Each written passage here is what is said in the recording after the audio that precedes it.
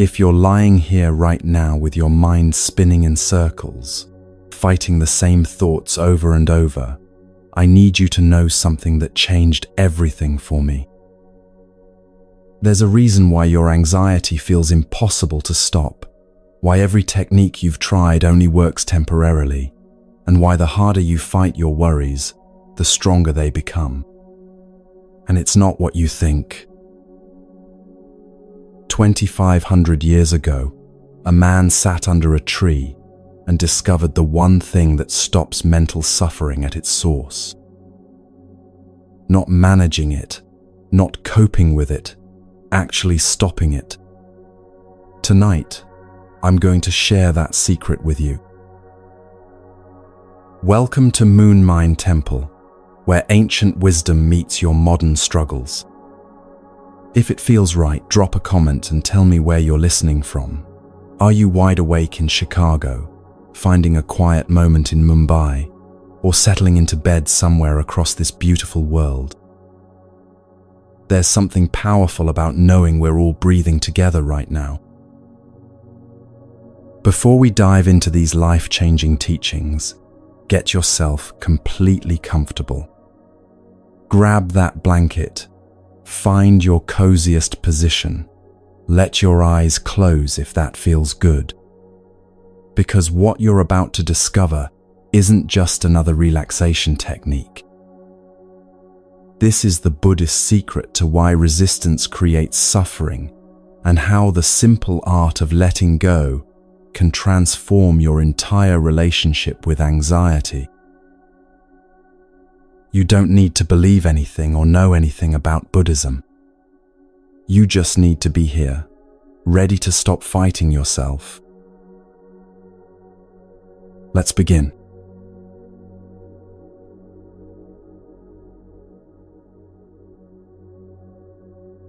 The first thing you need to understand is that what you're experiencing right now, that spinning mind, that constant mental chatter, that exhausting fight against your own thoughts, isn't a personal failing. It's not evidence that you're broken or weak or doing something wrong. It's simply what happens when we've learned to meet life with resistance instead of acceptance. Right now, as you're settling into this moment, there are millions of people around the world experiencing exactly what you're feeling. There's someone lying awake in a city apartment, replaying a work conversation from 3 days ago, editing their words, rehearsing what they should have said instead. There's a parent standing in their kitchen at midnight, quietly worrying about their teenager who won't talk to them, wondering where they went wrong. There's a person scrolling through their phone, comparing their real life to everyone else's highlight reel, that familiar voice whispering that they're somehow falling behind. This pattern of mental struggle has become so normal in our world that we barely notice it anymore. We resist the traffic that makes us late, the co-worker who doesn't understand our point, the weather that doesn't match our plans. We resist our own emotions when they feel inconvenient, resist uncertainty when it makes us uncomfortable, resist change even when we desperately want things to be different. We've learned to meet almost every moment with some form of inner tension, some subtle fight against what is. But here's what's fascinating, and this is where the Buddha's insight becomes revolutionary. This resistance isn't just uncomfortable. It's literally creating the very suffering we're trying to escape. When you fight anxiety, you're actually feeding it more energy, giving it more importance in your life. When you resist sadness, you're keeping it alive longer than it needs to stay. When you argue with what's already happened, you're preventing yourself from moving into what could be. Your body knows this truth, even when your mind doesn't. Notice right now, are your shoulders carrying tension from arguments that happened last week? Is your jaw clenched against words you wish you hadn't spoken? Is your stomach tight with worry about events that may never occur? This is what resistance looks like in the body, a constant, low-level state of bracing against life. We've been taught that this kind of mental vigilance is necessary, even virtuous. Our culture celebrates the person who never stops thinking, who anticipates every problem, who takes responsibility for managing everyone's feelings. We wear our worry like a badge of honor, proof that we care, evidence that we're not giving up. But what if this approach, this constant mental resistance to life as it unfolds, is actually the source of our exhaustion? From childhood, we learn to fight discomfort rather than understand it. When things don't go according to plan, we're taught to push harder, try more, never give up. The message becomes clear. If you're not constantly working to improve or fix or change your situation, you're being lazy or irresponsible. And so we learn to meet life with clenched fists instead of open hands, with resistance instead of receptivity. The physical toll of all this fighting is real and measurable. When your mind is constantly at war with reality, your nervous system stays activated, your immune system weakens, your sleep becomes fragmented. You develop tension that rest never quite releases, fatigue that sleep never quite cures. Your body, designed to help you respond to actual threats, becomes hijacked by imaginary battles with what is. But here's the truth that changes everything, and this is what the Buddha discovered under that tree 25 centuries ago. This suffering isn't inevitable. While pain is part of life, the additional layer of suffering we create through our resistance is completely optional. We can learn to experience difficult emotions without drowning in them, face challenging circumstances without being destroyed by them, navigate uncertainty without being paralyzed by it. What if everything we've been taught about how to handle life's challenges is backwards? What if the harder we fight, the more trapped we become? What if the answer isn't more effort, more control, more management of our inner and outer worlds? What if there's another way entirely, one that our ancestors understood, but that we've somehow forgotten in our rush toward productivity and control? You're about to discover that other way, and it begins with understanding something that will probably surprise you about how effort actually works.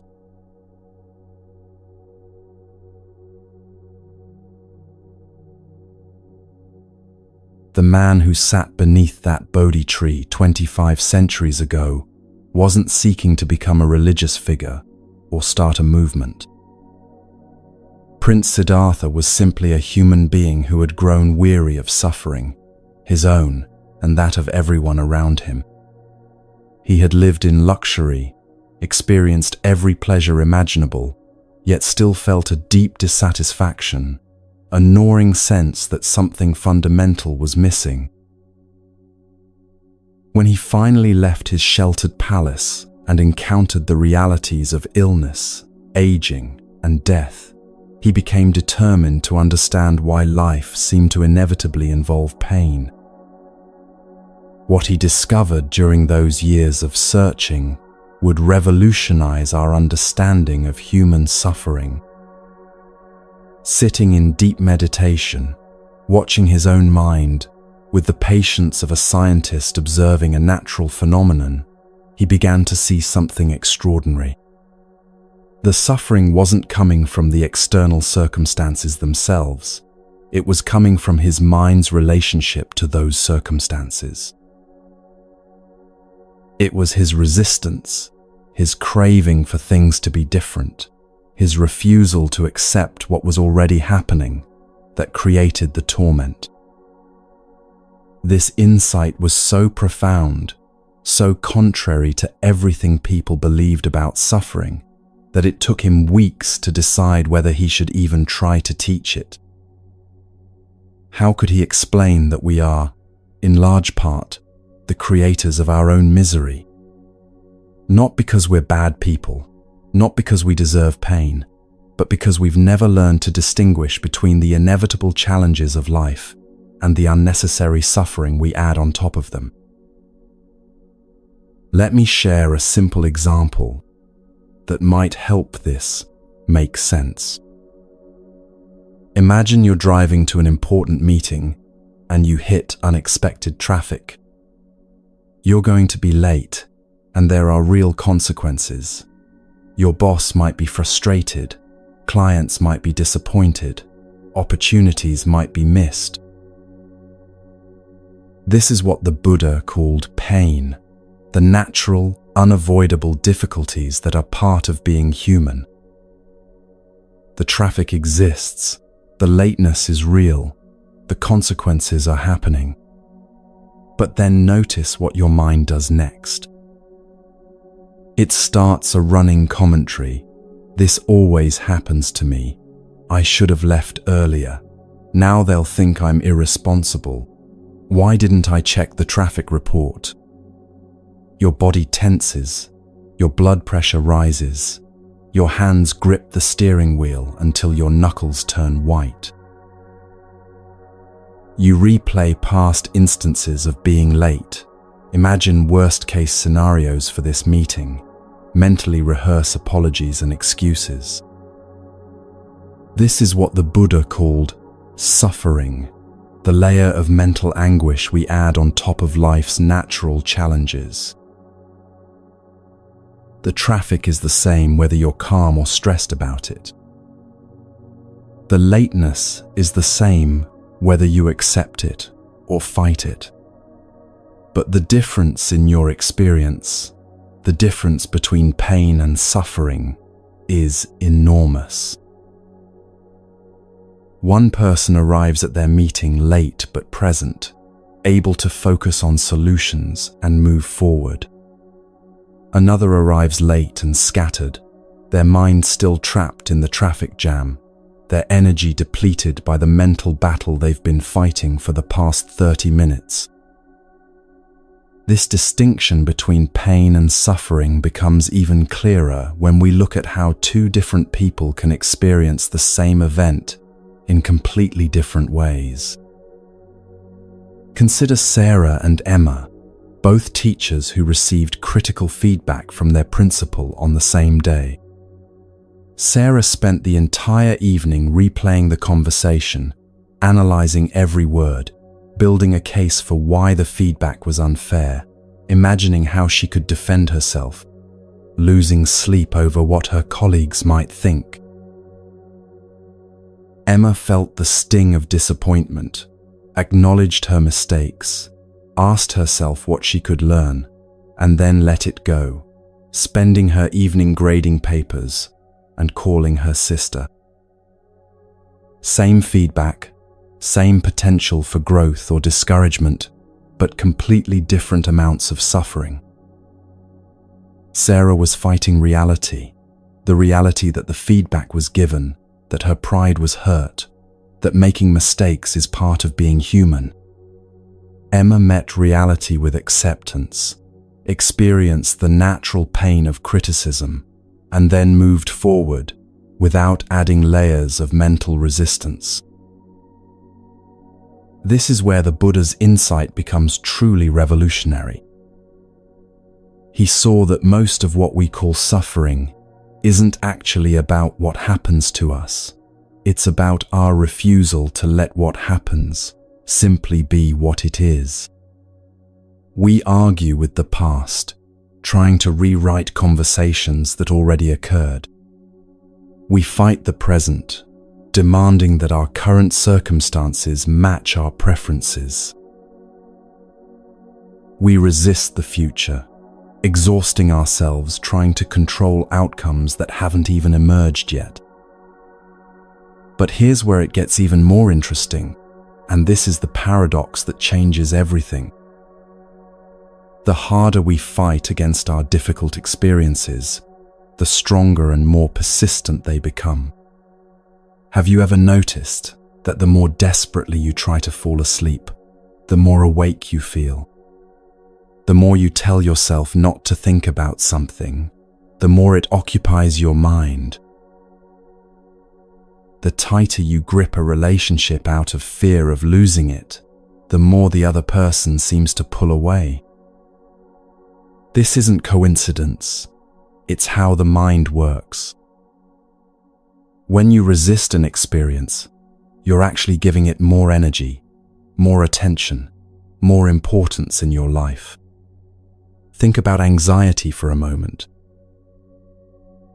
Most people approach anxiety as an enemy to be defeated, a problem to be solved, a feeling to be eliminated as quickly as possible. So they fight it.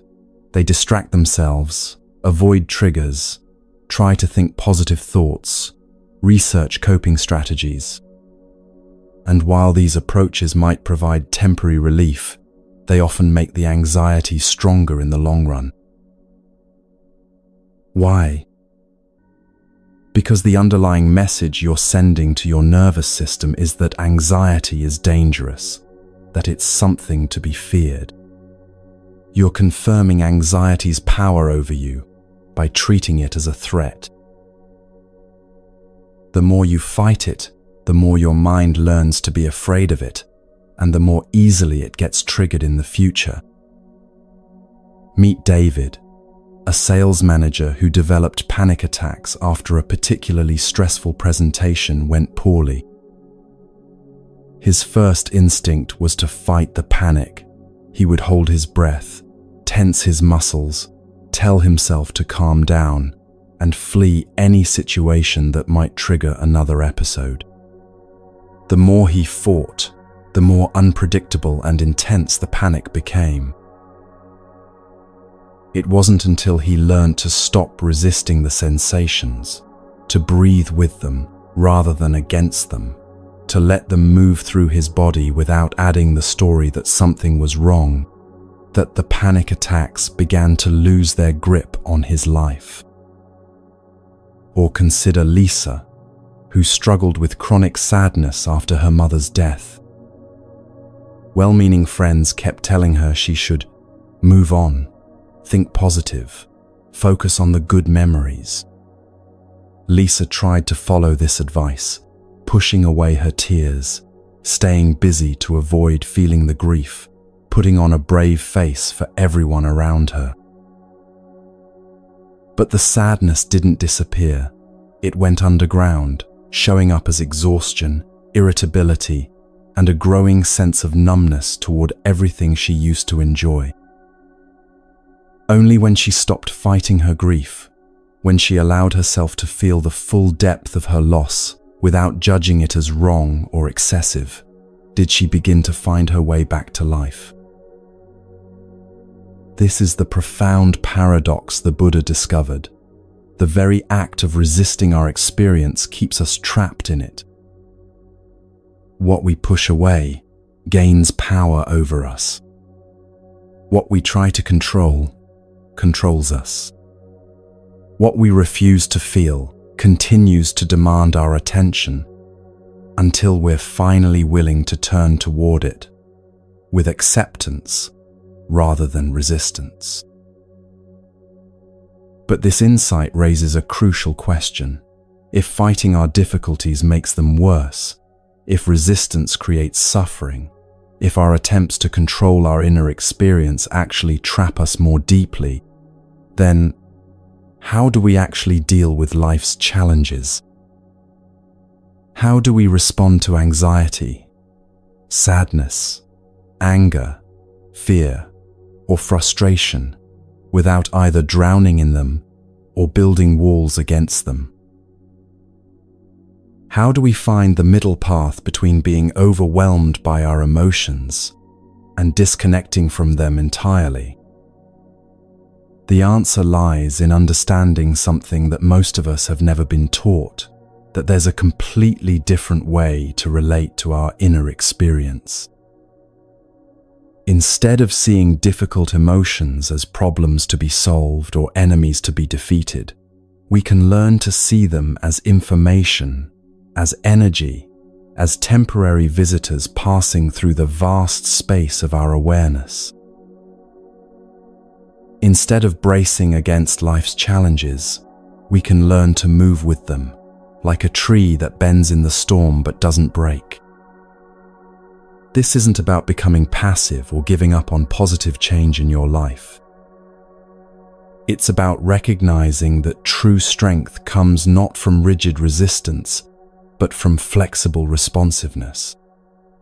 It's about understanding that peace isn't the absence of difficulty, it's the capacity to remain centered in the midst of whatever arises.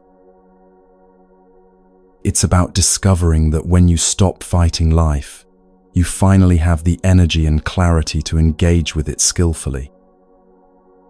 The Buddha called this understanding the end of suffering, not the end of pain, but the end of the unnecessary layer of mental anguish we create through our resistance to what is.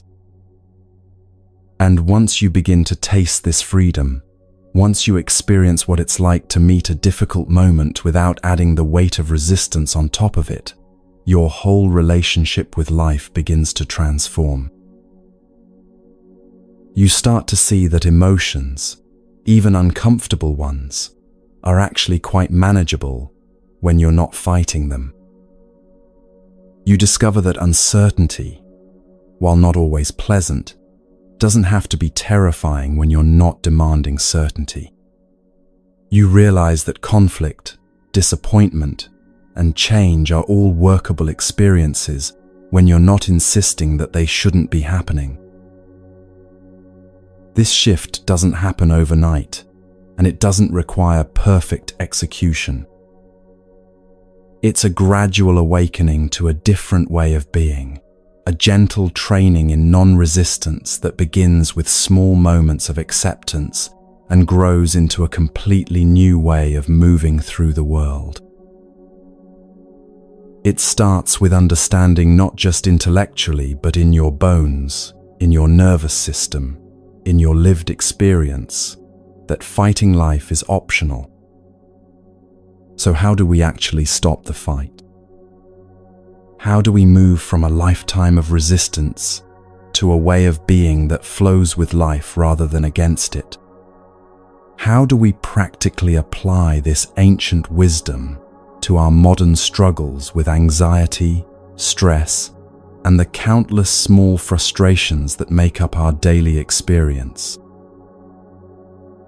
The answer begins with understanding something the ancient Taoists called Wu Wei, the art of effortless action, and it's going to change how you approach everything from your morning routine to your most challenging relationships. Let's explore this together.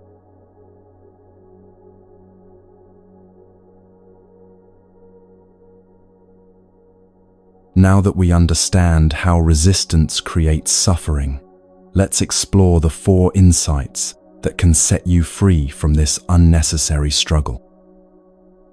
The Buddha called these the 4 Noble Truths, but don't let the formal name intimidate you. Think of them as a doctor's diagnosis and treatment plan for the human condition, a practical guide to understanding why we suffer and how we can find relief. These truths aren't religious doctrine or abstract philosophy. They're observations about how life works, insights you can test and verify in your own experience. The first truth is simply this: difficulty is woven into the fabric of human existence. This isn't a pessimistic view of life, it's a realistic one. We live in bodies that age, get sick, and eventually die. We form relationships that sometimes bring conflict, misunderstanding, and loss. We have minds that worry, compare, and sometimes feel overwhelmed by the complexity of modern life. We face changes we didn't choose, disappointments we didn't expect, and uncertainties we can't resolve. Here's what's liberating about accepting this first truth. When you stop pretending that life should be free from challenge, you stop taking difficulties personally. Instead of asking, "Why is this happening to me?" you start asking, "How can I move through this with grace?" Instead of feeling singled out by problems, you recognize them as part of the shared human experience. Think about Elena, a mother whose 8-year-old son was diagnosed with a learning disability. Her first response was to search for someone to blame: the school system, her own parenting choices, genetic factors she couldn't control. She exhausted herself, researching cures, interviewing specialists, and trying to fix what she saw as a problem that shouldn't exist. Everything shifted when she finally accepted the first truth, that challenges like this are part of life, not evidence that something had gone wrong with her family. This acceptance didn't mean giving up hope for her son's growth. It meant stopping the additional suffering that came from fighting against reality and channeling her energy into actually helping him thrive. Or consider Marcus, a small business owner who spent months raging against the economic changes that were affecting his industry. He felt victimized by forces beyond his control, bitter about having to adapt strategies that had worked for years.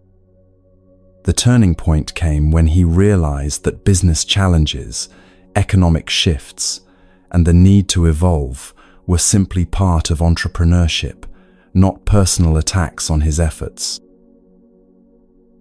Once he stopped resisting the reality of change, he could focus his energy on creative adaptation rather than futile resistance.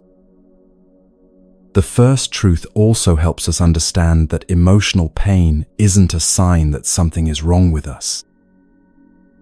Sadness after loss, anxiety before important events, frustration when things don't go as planned, these are natural human responses, not character flaws that need to be eliminated. When you accept that difficult emotions are part of life rather than problems to be solved, you can finally stop judging yourself for having them. This brings us to the second truth.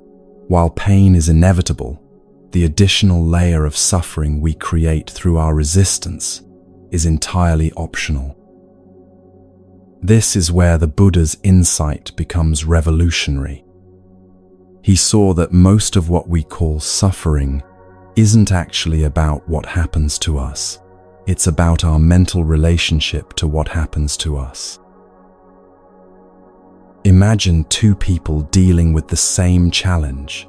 Let's say getting passed over for a promotion they really wanted.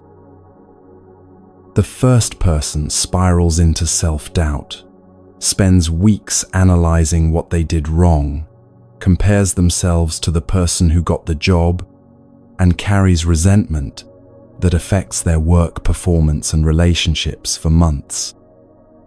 The second person feels disappointed, allows themselves to grieve the loss, asks for feedback about how to improve, and then redirects their energy toward new opportunities. Same event, but completely different amounts of suffering. The difference isn't in their circumstances, it's in how they relate to those circumstances. The first person is fighting reality, adding layers of story and resistance on top of the natural disappointment. The second person is experiencing the pain without multiplying it through mental resistance. This second truth shows us where our power actually lies. While we can't always control what happens to us, we can learn to change our relationship to what happens to us. We can stop adding the second arrow of resistance to the first arrow of life's natural challenges. We can experience disappointment without devastation, criticism without collapse, uncertainty without panic. Consider Sarah, who struggled with chronic anxiety about her teenage daughter's choices. She would lie awake, imagining worst-case scenarios, spend hours researching dangers her daughter might encounter, and exhaust herself trying to control situations that were largely beyond her influence. The anxiety about her daughter's safety was natural. That's the first arrow, the pain that comes with loving someone. But the endless worry loops, the catastrophic thinking, the attempts to control her daughter's every decision, that was the second arrow, the suffering she was adding through her resistance to uncertainty. When Sarah learned to feel her love and concern without feeding the anxiety spiral, she discovered she could actually be more present and helpful to her daughter. The third truth offers hope. This additional suffering can end.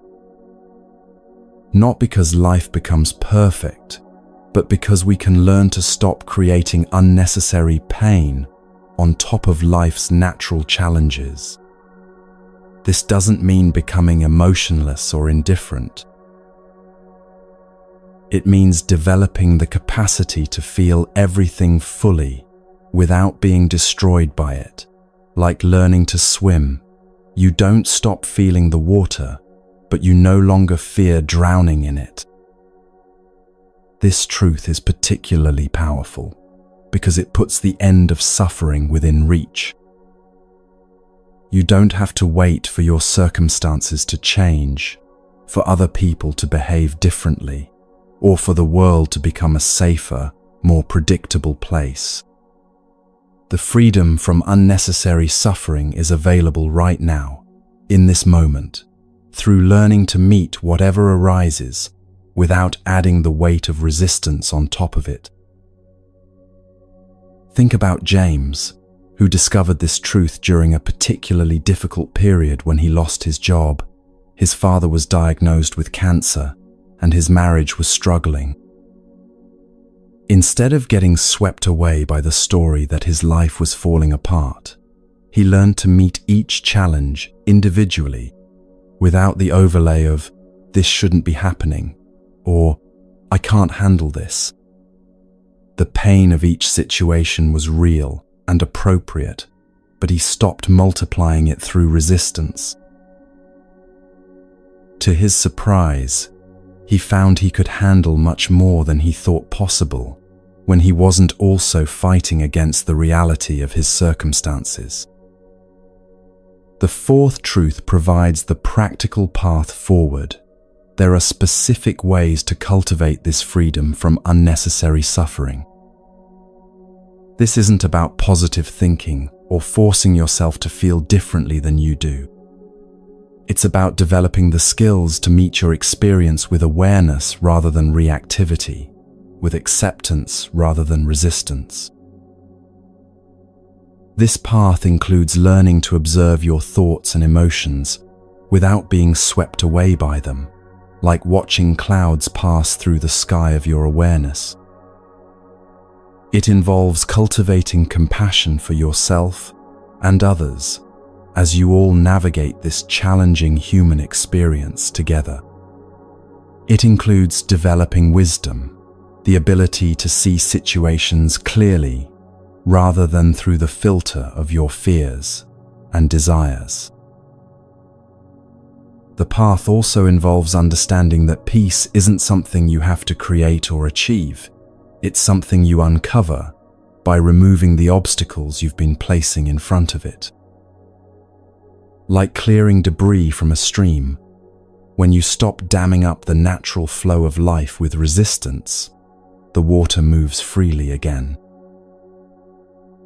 Meet Rebecca, a nurse who worked in a high-stress emergency department. She used to come home each night, carrying the weight of every patient she couldn't save, every family member she couldn't comfort enough, every system failure that prevented her from providing perfect care. Learning to practice the fourth truth didn't make her care less about her patients. It made her more effective because she stopped burning out her compassion through self-blame and resistance to the limitations inherent in her work. She could feel the natural sadness of loss without adding the suffering of believing she should be able to prevent all pain. This path isn't about achieving some perfect, enlightened state where nothing ever bothers you. It's about becoming someone who can dance with whatever life brings, sometimes gracefully, sometimes awkwardly, but always with the understanding that your peace doesn't depend on the music being exactly what you ordered. It's about learning that you can be happy without everything being perfect, peaceful without everything being calm, and whole without everything being fixed. The beautiful thing about these four truths is that they work together. Once you accept that difficulty is part of life, you stop taking challenges personally. Once you see how resistance creates additional suffering, you become motivated to find another way. Once you believe that this suffering can end, you're willing to do the work. And once you begin walking the path of non-resistance, you discover that freedom isn't something you have to earn through perfect performance. It's something that emerges naturally when you stop fighting the present moment.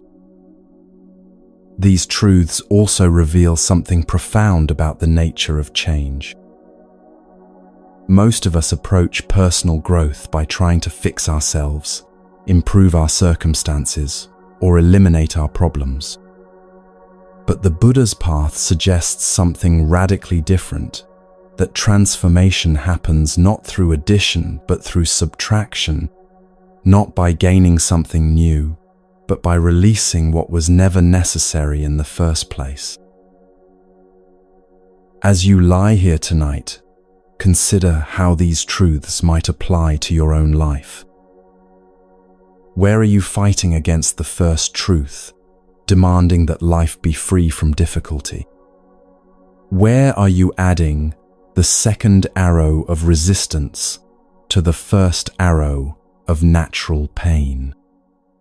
What would it feel like to trust that the suffering created by resistance really can end? How might your life change if you believed there was a practical path to freedom from this unnecessary struggle? This understanding leads us to an ancient practice that changes everything, a way of moving through life that the Taoists called Wu Wei, or effortless action. It's the art of knowing when to act and when to yield, when to speak and when to remain silent, when to push forward and when to step back.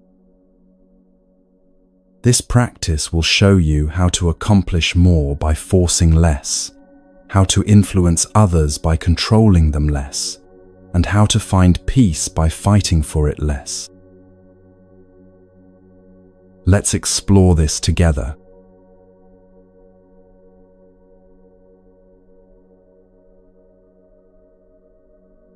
There's an ancient Chinese concept that holds the key to everything we've been exploring together tonight. It's called Wu Wei, which literally translates as non-doing or non-action, but don't let those words fool you into thinking it means being passive or lazy. Wu Wei is actually about the most intelligent kind of action possible. Action that flows with life's natural rhythms, rather than fighting against them. It's the art of accomplishing more by forcing less, of influencing others by controlling them less, of finding peace by fighting for it less. The best way to understand Wu Wei is to observe water. Think about how water moves through the landscape. It never fights the mountain, never argues with the rocks in its path, never insists that the terrain should be different than it is. Instead, water flows around obstacles, finds the path of least resistance, yet gradually shapes the entire landscape in the process. Over time, the gentle persistence of water can carve the Grand Canyon, smooth the sharpest stones, and transform the hardest earth into fertile soil. Water teaches us that softness can be stronger than hardness, that yielding can be more powerful than rigidity. When you try to grasp water tightly in your hands, it slips through your fingers. But when you cup your hands gently, water rests there peacefully. When you fight against a river's current, you exhaust yourself and get nowhere. But when you work with the current, even swimming across it, you can reach your destination with grace and efficiency. This same principle applies to every area of life. Consider Maria, a project manager who used to approach workplace conflicts like a battering ram, trying to force her way through disagreements with logic, authority, and sheer determination. She would prepare elaborate arguments, marshal evidence, and push harder when people resisted her ideas. The result was exhaustion, resentment, and solutions that nobody felt good about implementing. Everything changed when she learned to approach conflicts like water, listening first to understand the landscape, finding the natural openings where agreement already existed, gently flowing around the hardest resistance while gradually wearing down opposition through consistent, patient presence. Her influence actually grew when she stopped trying so hard to control the outcome of every conversation. The most beautiful examples of Wu Wei can be found in sports, where we sometimes witness what psychologists call flow state. Watch a great basketball player in their prime. They're not forcing shots or fighting the defense. They're reading the moment, responding to what the situation offers, moving with an intelligence that seems to transcend thinking. When Michael Jordan made his most legendary plays, he wasn't overpowering opponents through brute force. He was dancing with the rhythm of the game, finding openings that appeared for just a split second, responding with a speed and grace that looked effortless. The same is true for musicians who've mastered their craft. Listen to a jazz pianist improvising. They're not forcing melodies or fighting the music. They're in conversation with the song, responding to what each moment offers, letting the music flow through them rather than trying to dominate it. The most moving performances happen when the artist stops trying to impress and starts serving the music itself. This effortless quality isn't just for elite athletes or professional musicians. You've probably experienced Wu Wei in your own life, even if you didn't have a name for it. Think about a time when you were in deep conversation with someone you love, words flowing naturally, neither of you trying to control the direction, both of you listening and responding authentically. Or remember a moment when you were completely absorbed in an activity you enjoy, gardening, cooking, writing, creating, where time seemed to disappear and everything felt effortless. These are glimpses of Wu Wei, moments when you stopped fighting life and started flowing with it. There's an ancient story that perfectly illustrates how Wu Wei works in practice. A farmer's horse ran away, and his neighbors came to express their sympathy. "How terrible," they said. The farmer replied simply, "Maybe so, maybe not. We'll see." The next day, the horse returned, bringing with it 3 beautiful wild horses. The neighbors rushed over to congratulate the farmer on his good fortune. "How wonderful," they exclaimed. Again, the farmer replied, "Maybe so, maybe not. We'll see." The following day, the farmer's son tried to ride one of the wild horses and fell, breaking his leg badly. The neighbors returned, shaking their heads in sympathy. "How awful," they said. The farmer's response was the same. "Maybe so, maybe not. We'll see." A week later, military officers came through the village, conscripting all the young men for a war that would likely claim many lives. They passed over the farmer's son because of his broken leg. The neighbors came again, amazed at the farmer's luck. "How fortunate," they said. And the farmer smiled gently. "Maybe so, maybe not. We'll see." This story illustrates the heart of Wu Wei. The farmer wasn't passive or indifferent to what happened. He cared for his horse, tended to his son's injury, and engaged fully with each situation as it arose.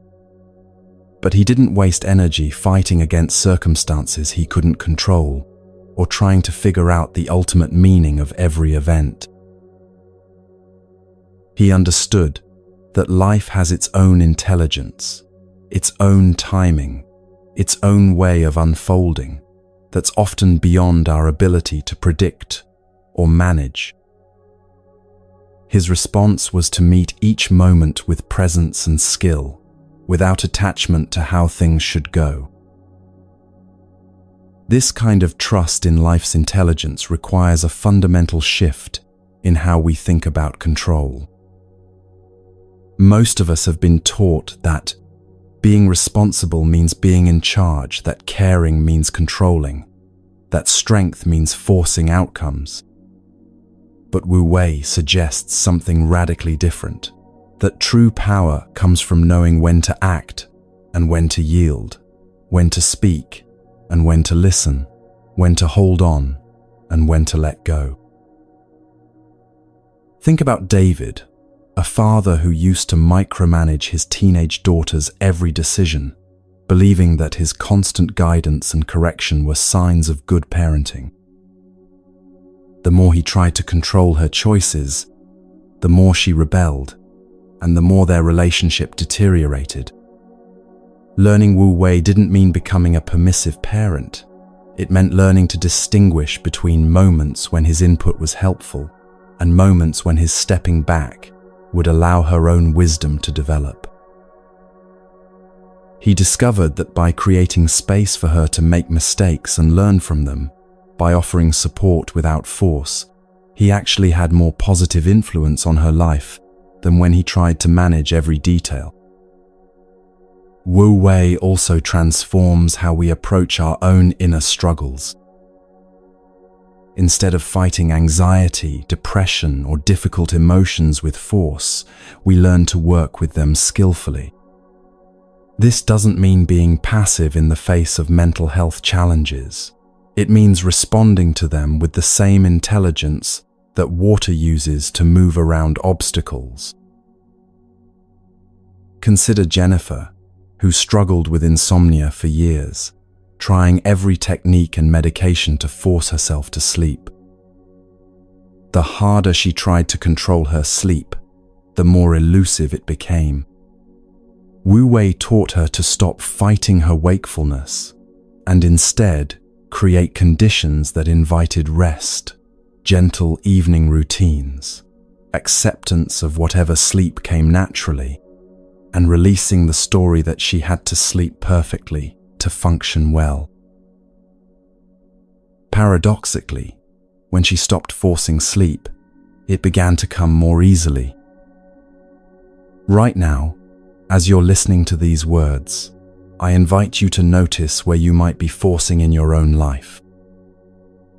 Where are you pushing against reality instead of working with it? Are you gripping relationships too tightly out of fear of loss? Are you forcing conversations toward outcomes you've predetermined?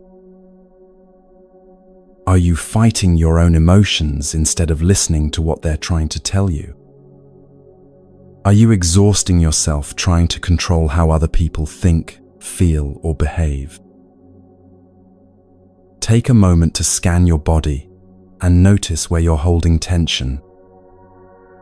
Are your shoulders braced against some invisible weight? Is your jaw clenched in preparation for a fight that isn't happening? Are your hands forming fists around problems you can't actually solve through gripping? These physical tensions often reflect places where you're applying force instead of flow, where you're fighting life instead of dancing with it. The practice of Wu Wei begins with these small moments of awareness. You notice the forcing, the pushing, the gripping, and then you experiment with softening. Not by giving up or becoming careless, but by finding the middle way between collapse and control. Like learning to hold a butterfly, firm enough that it doesn't fly away, gentle enough that you don't damage its wings. This softening often reveals surprising strength. When you stop fighting your circumstances, you have more energy to respond to them creatively. When you stop trying to control other people, you become more genuinely influential. When you stop forcing solutions, better options often emerge naturally. When you stop resisting your emotions, they move through you more quickly and with less damage. Wu Wei doesn't mean you never take decisive action or stand up for what matters to you. It means your actions come from a place of wisdom rather than reactivity, flow rather than force. Sometimes Wu Wei looks like speaking truth with courage. Sometimes it looks like remaining silent when words would only inflame a situation. Sometimes it means setting clear boundaries, and sometimes it means letting go of boundaries that no longer serve. The key is responding to what the moment actually requires, rather than what your fears or desires demand. As we move deeper into this exploration together, you'll discover that Wu Wei isn't just a philosophy or technique. It's a way of being that emerges naturally when you stop fighting the fundamental nature of existence. It's what happens when you finally trust that life has its own intelligence, its own timing, its own way of unfolding that's often more creative and beneficial than anything your controlling mind could devise. This trust opens the door to stories of transformation that might seem impossible when you're trapped in patterns of force and resistance. Let's explore some of these stories together and see how they might illuminate your own path to freedom.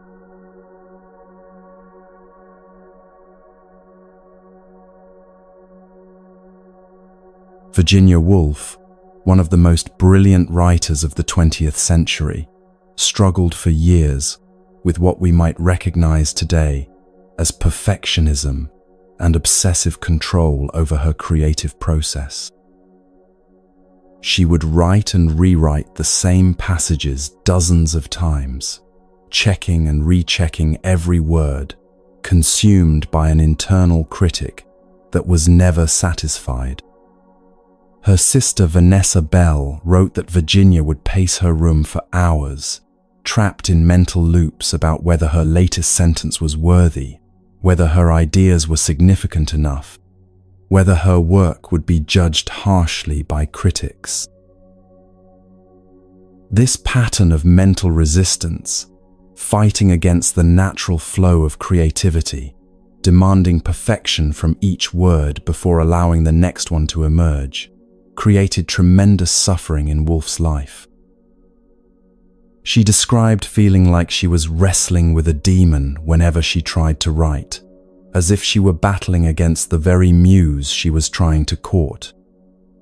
The more she fought for control over her creative process, the more elusive inspiration became. The transformation came when Woolf began what she called writing at the speed of life.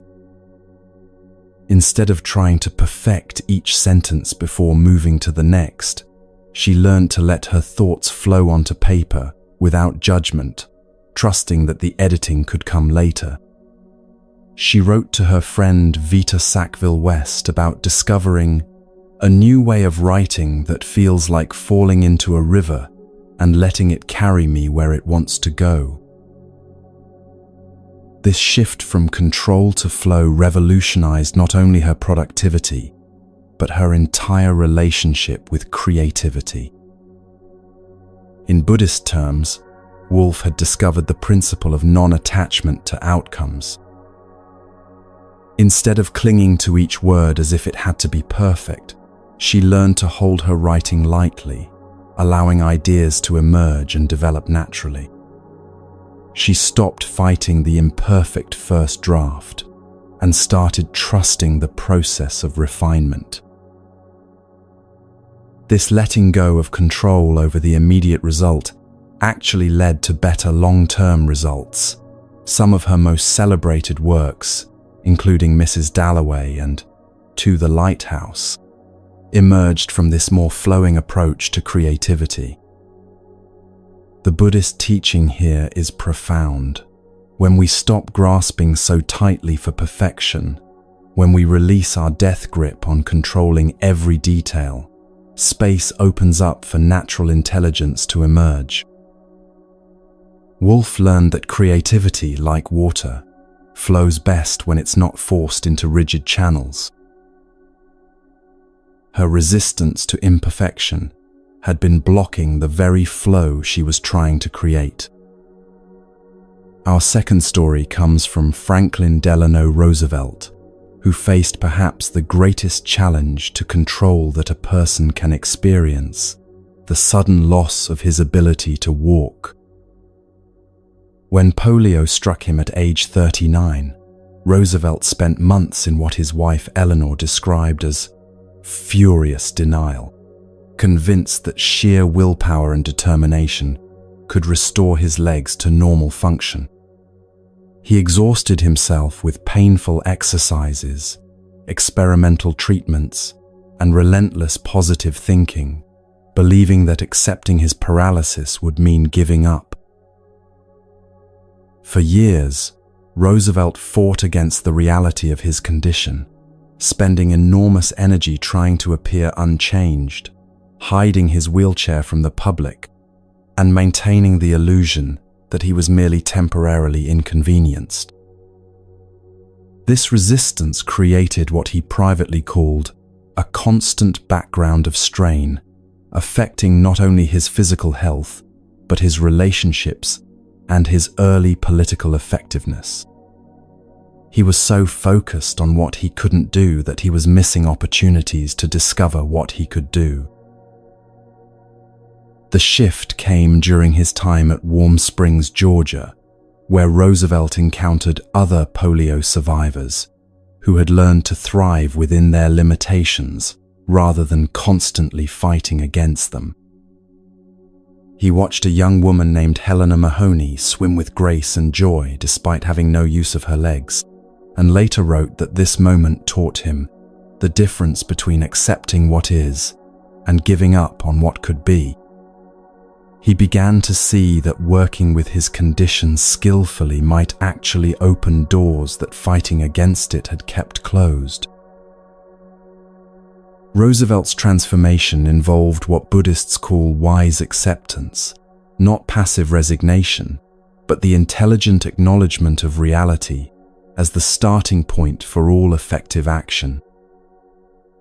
Instead of wasting energy on futile battles against unchangeable facts, he channeled that same determination into adapting his approach to leadership.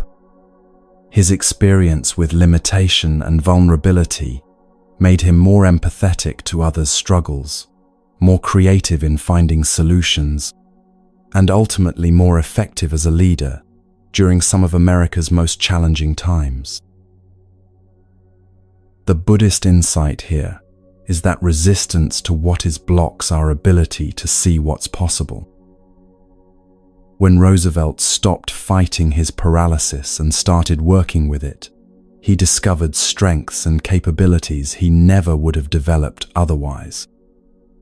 His greatest achievements as president came not despite his disability, but because of the wisdom and compassion he developed through learning to flow with, rather than fight against his limitations. He learned that true strength isn't the absence of obstacles, it's the skill to dance with whatever obstacles life presents. Our third story involves Nelson Mandela, and perhaps the most difficult form of letting go, releasing resentment and the desire for revenge. During his 27 years in prison, Mandela had ample justification for hatred, bitterness, and thoughts of vengeance against those who had stolen decades of his life and brutalized his people.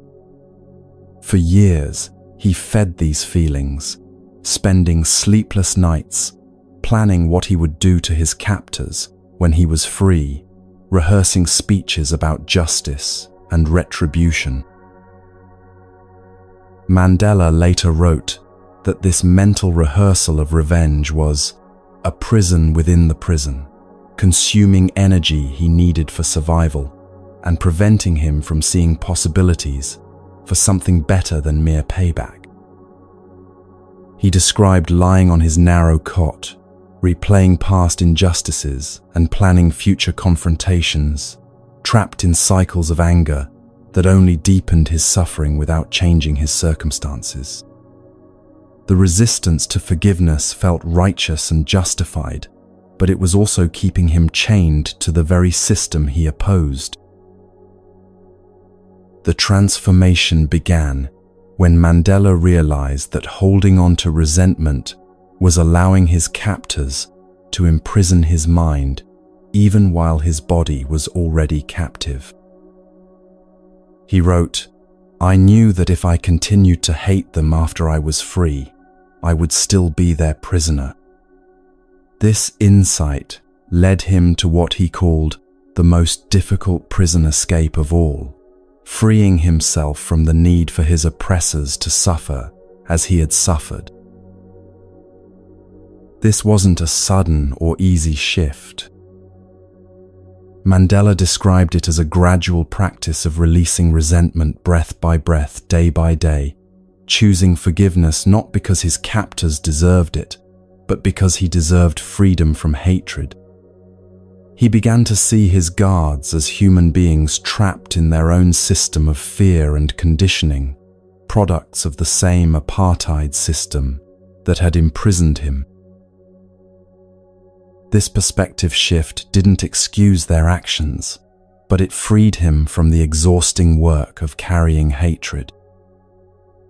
From a Buddhist perspective, Mandela had discovered one of the most profound truths about suffering, that holding on to anger is like grasping a hot coal with the intent of throwing it at someone else.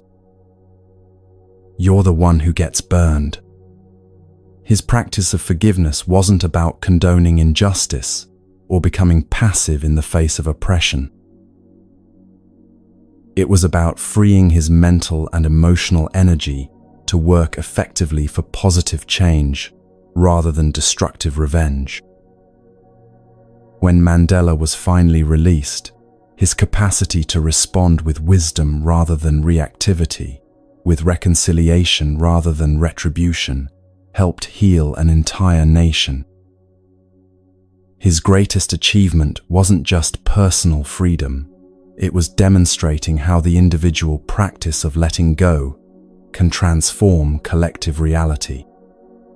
He showed that true victory over oppression comes not through becoming an oppressor yourself, but through breaking the cycle entirely. Each of these stories illuminates a different facet of the same fundamental truth. Resistance to reality creates unnecessary suffering, while acceptance of reality opens the door to skillful response. Woolf discovered that fighting the creative process blocks creativity itself. Roosevelt learned that resisting limitation prevents us from discovering new capabilities. Mandela found that holding on to resentment imprisons the one who holds it. All three individuals moved from a stance of fighting life to a stance of flowing with life, and in each case, this shift led not to passive resignation but to greater effectiveness, deeper joy, and more meaningful contribution to the world. They learned what the Buddha taught, that letting go isn't giving up, it's giving in to the deeper intelligence that emerges when we stop forcing outcomes and start trusting process. These historical examples show us that the principles we're exploring aren't just ancient philosophy, they're practical wisdom that has helped real people navigate real challenges throughout history. The same transformation available to Woolf, Roosevelt, and Mandela is available to you tonight, in whatever circumstances you're facing, whatever resistance patterns you've been carrying. The path from struggle to flow doesn't require extraordinary circumstances or superhuman strength. It simply requires the willingness to notice where you're fighting reality and the courage to experiment with a different way of being. As we continue this journey together, we'll explore how to cultivate this willingness and courage in your own daily life.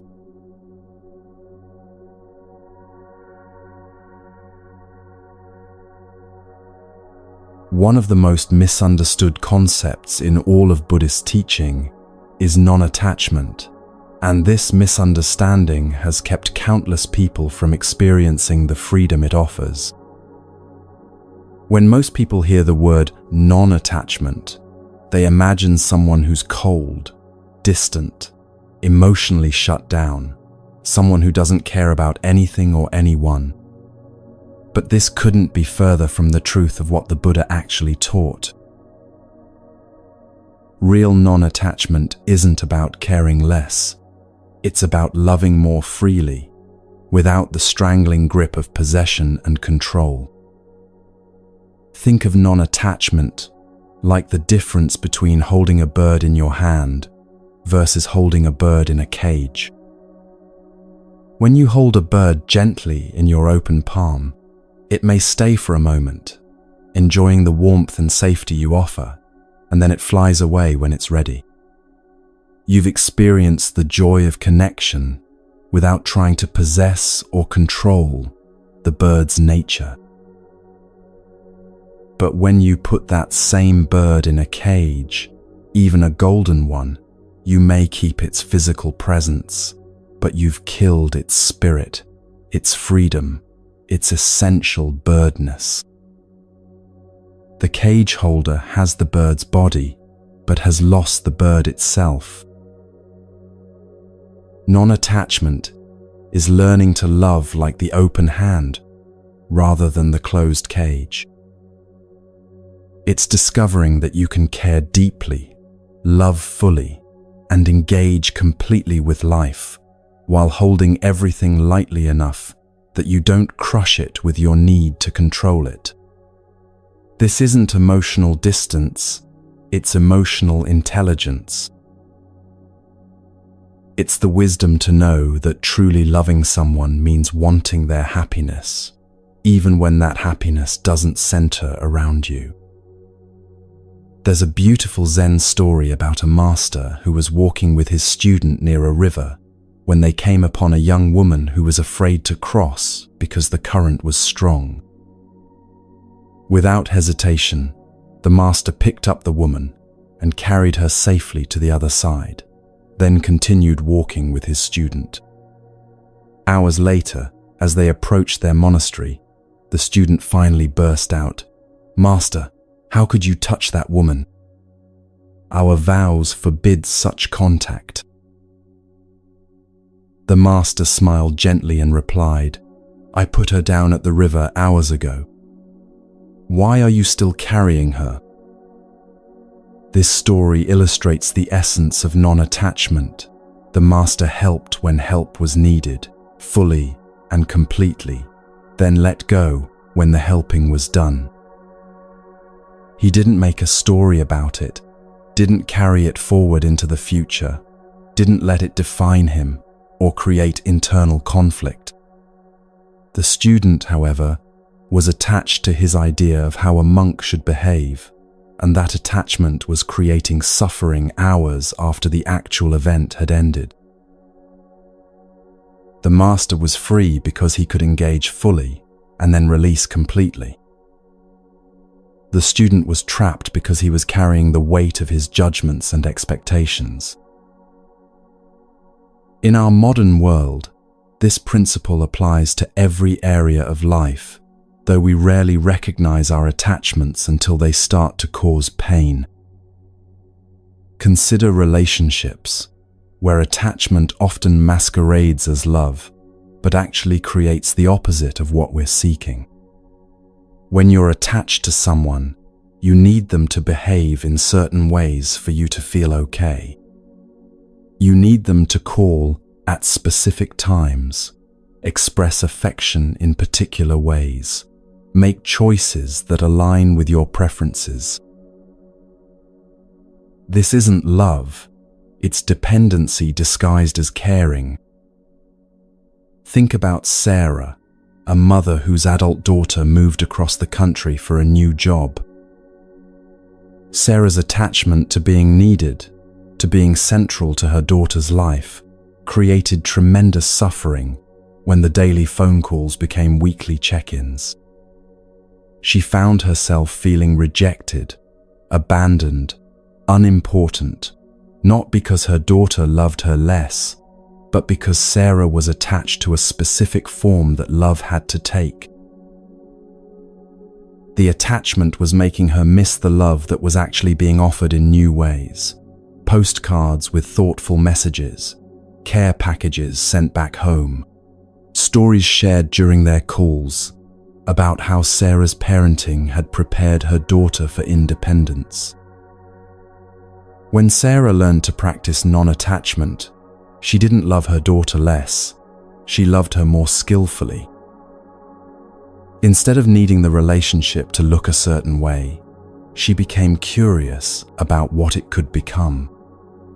Instead of mourning what was ending, she started celebrating what was beginning. This shift didn't happen overnight, and it required Sarah to feel the grief of letting go of her old identity as a needed parent while discovering a new identity as a trusted ally. But the freedom that emerged was worth the temporary discomfort of the transition. Non-attachment in relationships also means releasing the exhausting job of trying to change other people. How much energy do you spend wishing your partner was more romantic, your teenager was more communicative, your parent was more understanding, your friend was more reliable? This energy, the mental effort of constantly wanting people to be different than they are, is pure attachment, and it's creating suffering for everyone involved. There's another Zen story about a student who complained to his master, The other monks are so difficult to live with. They're noisy, messy, and inconsiderate. How can I find peace in such conditions? The master led the student to a window overlooking the monastery garden and pointed to a large oak tree. Notice how the tree doesn't demand that the wind blow more gently or that the rain fall more softly. It bends with the wind, accepts the rain, and continues growing steadily toward the light. The tree finds peace not by changing the weather, but by flowing with whatever weather comes. Perhaps you can learn to be like the tree. This doesn't mean becoming passive or accepting harmful behavior from others. Non-attachment includes the wisdom to set healthy boundaries, to remove yourself from toxic situations, to speak truth when truth needs speaking. But it means doing these things from a place of clarity rather than reactivity, from wisdom rather than attachment to a specific outcome. You speak your truth because it's true, not because you need the other person to change. You set boundaries because they're healthy, not because you're trying to control someone else's behavior. In the workplace, attachment often shows up as the need for recognition, the fear of failure, or the compulsion to control how others perceive your efforts.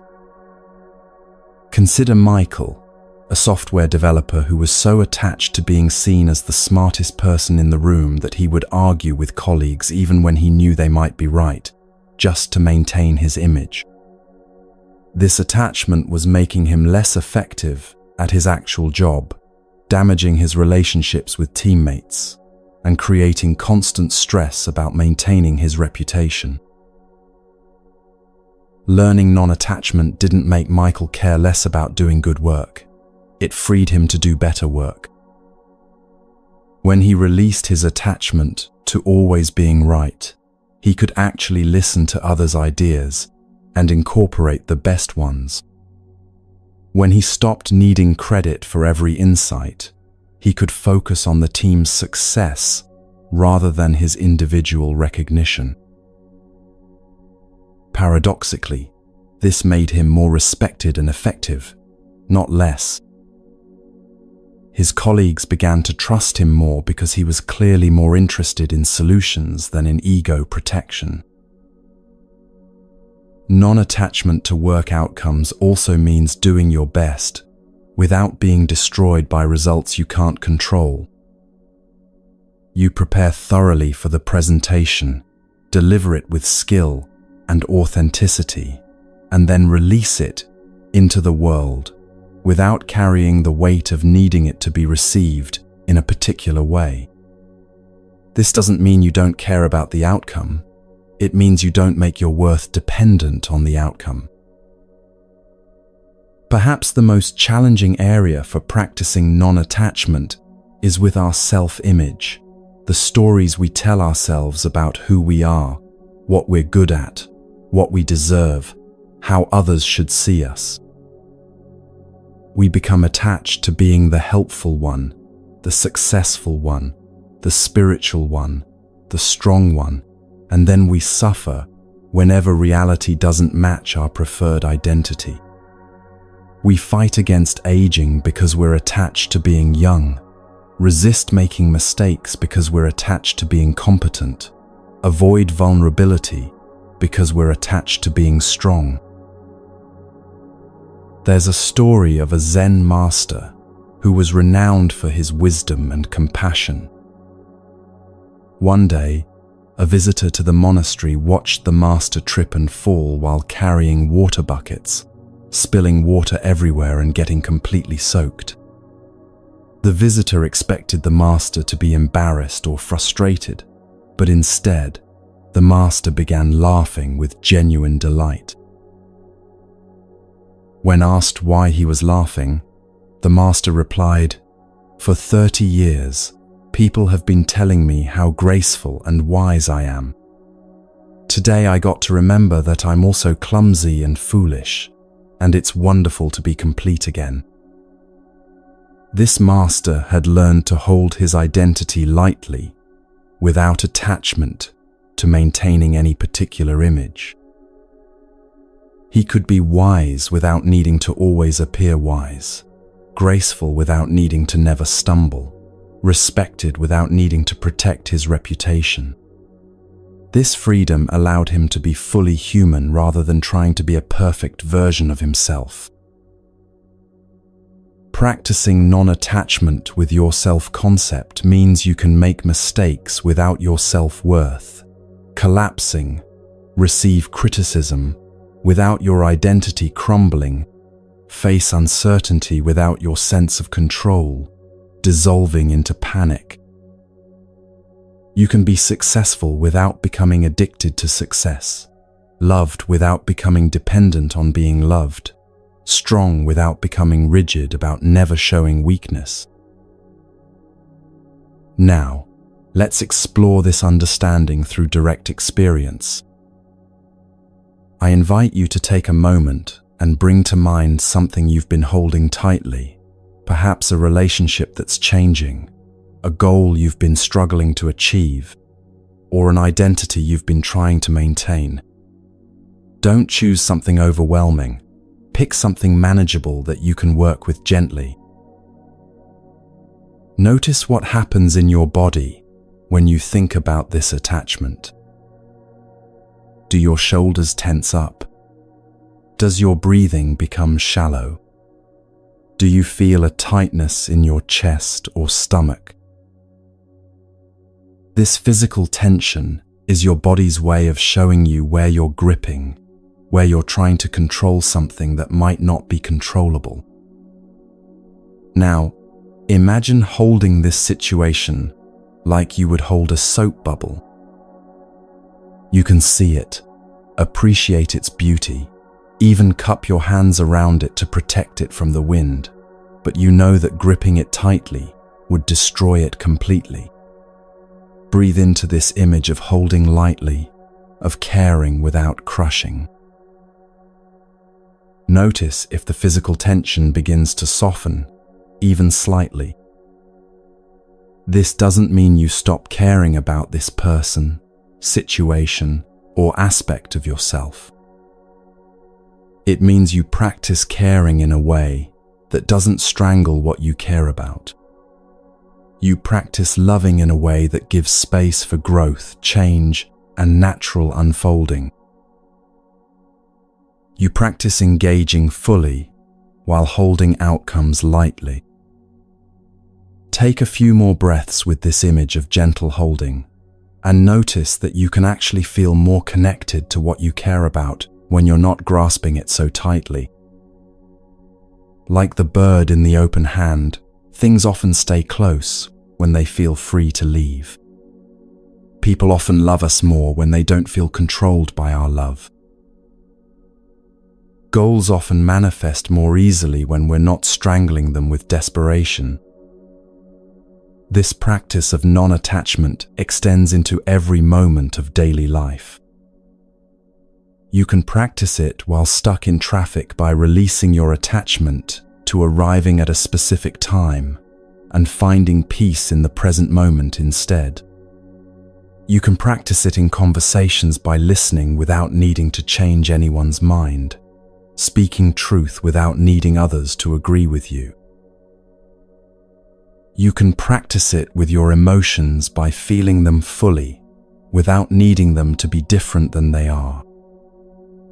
The beautiful paradox of non-attachment is that it often brings us closer to what we truly want than attachment ever could. When you stop needing your partner to express love in specific ways, you become available to receive the love they're actually offering. When you stop being attached to a particular career outcome, you can see opportunities that were invisible when you were focused on only one path. When you release attachment to being seen as perfect, you can finally relax into being authentically yourself, which is usually more attractive than perfection anyway. Non-attachment is also the gateway to genuine compassion, because it frees you from the exhausting work of managing other people's experiences. When you're not attached to your adult child never experiencing pain, you can actually be present for their struggles without being destroyed by them. When you're not attached to your friend making the right choices, you can offer support without becoming controlling. When you're not attached to being the one who solves everyone's problems, you can listen with genuine presence instead of constantly thinking about solutions. As you continue to rest here tonight, practicing this gentle art of non-attachment, you might notice that letting go doesn't make you care less about your life. It makes you more available to actually live it. You stop spending so much energy trying to control outcomes and have more energy available for responding skillfully to whatever outcomes actually arise. You stop fighting so hard to make things happen and become more present to appreciate what's already happening. This shift from attachment to non-attachment is gradual and requires patience with yourself as you learn new ways of being. You'll find yourself gripping again, trying to control again, getting attached to outcomes again, and that's perfectly normal and okay. The practice isn't about perfect non-attachment. It's about noticing attachment with gentleness and gradually, breath by breath, learning to hold life a little more lightly. Each time you practice letting go, you're training your nervous system in a new way of being, teaching your body that safety doesn't come from control, but from the capacity to flow with whatever arises. You're discovering that true security isn't found in making everything stay the same, but in trusting your ability to adapt and respond to change with wisdom and grace. This trust becomes the foundation for a kind of peace that doesn't depend on circumstances being perfect. It emerges from your growing confidence that you can meet any circumstances with an open heart and clear mind. As we continue this journey together, we'll explore how this practice of non-attachment transforms our relationship with the full spectrum of human emotions, teaching us to work with rather than against the natural rhythms of our inner life.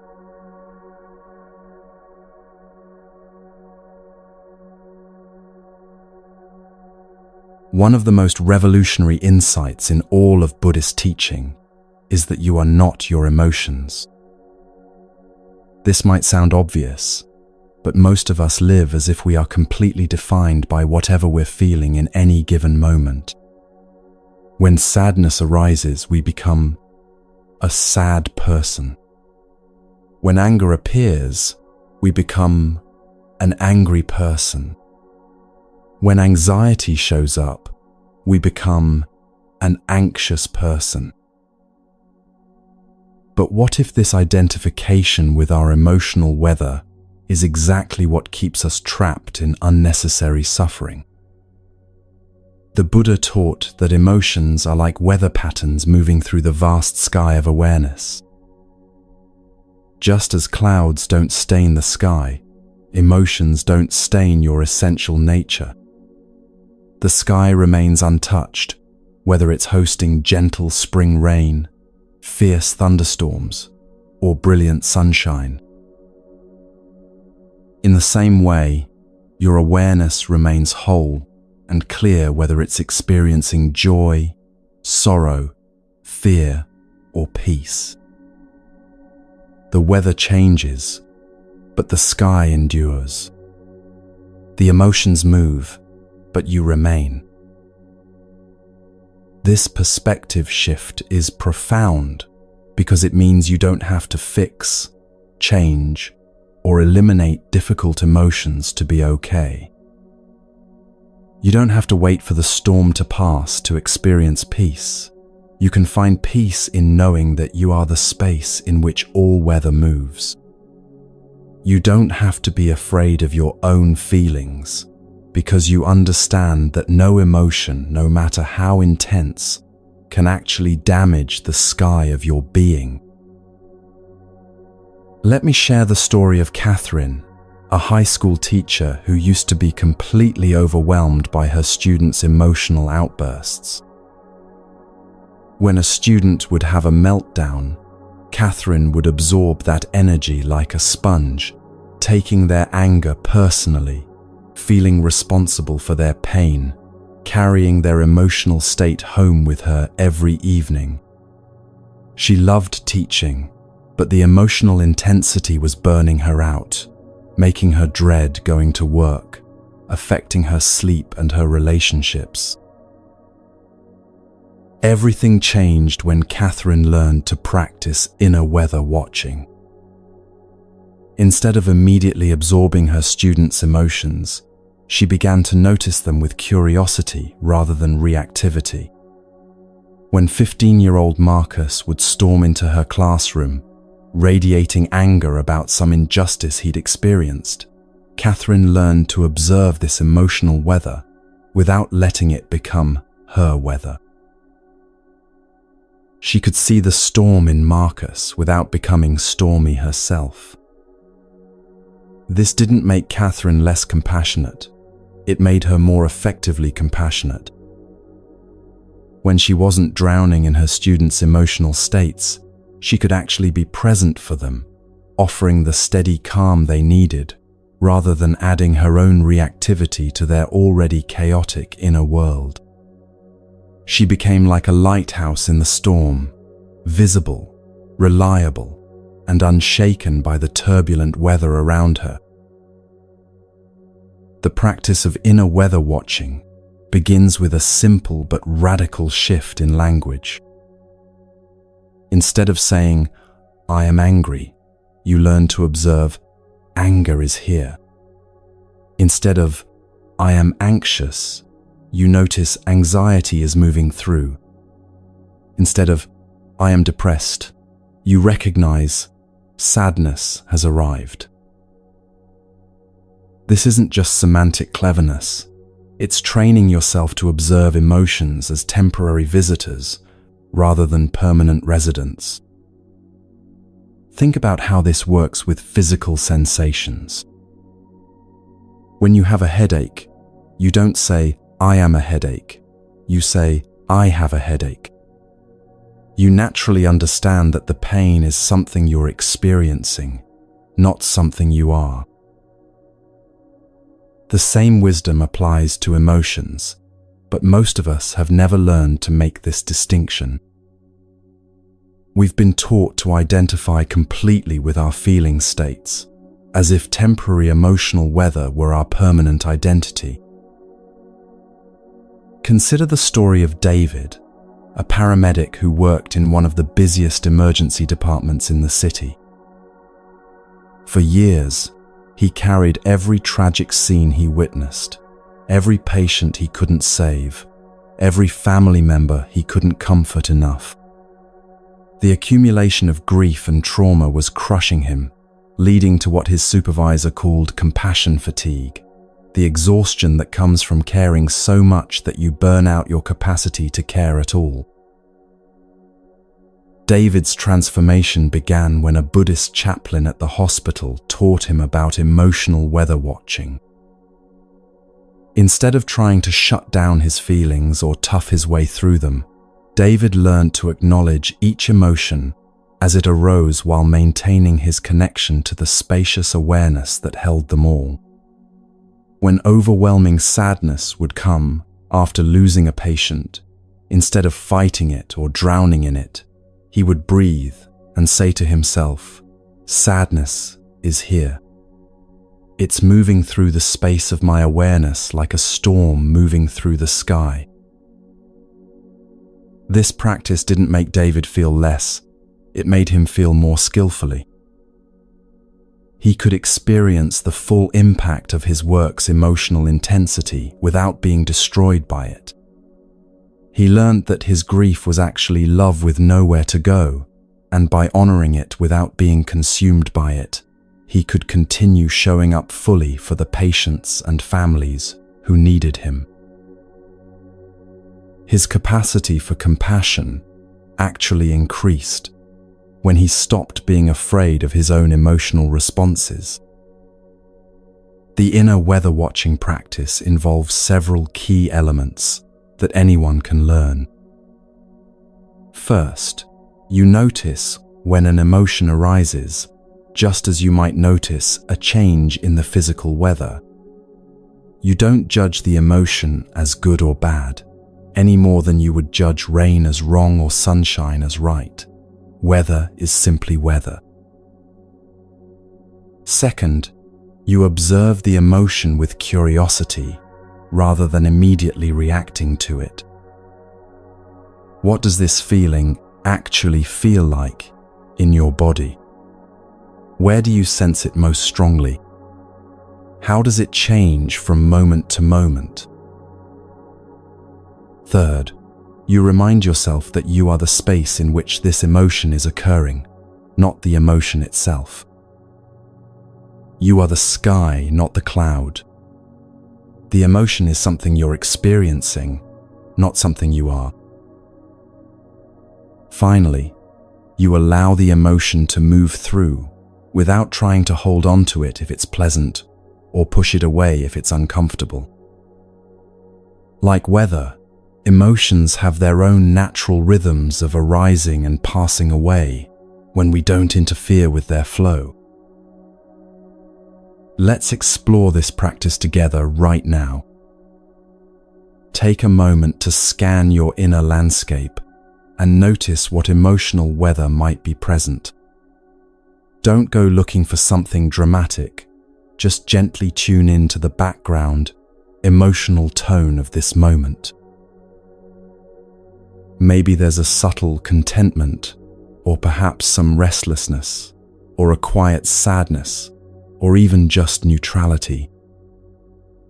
Whatever you find is perfectly fine. We're just practicing the art of noticing without immediately doing anything about what we notice. Now, instead of analyzing why you might be feeling this way or trying to change it, simply observe it with the same gentle curiosity you might bring to watching clouds move across the sky. If it's a pleasant emotion, notice any urge to grasp it or make it permanent.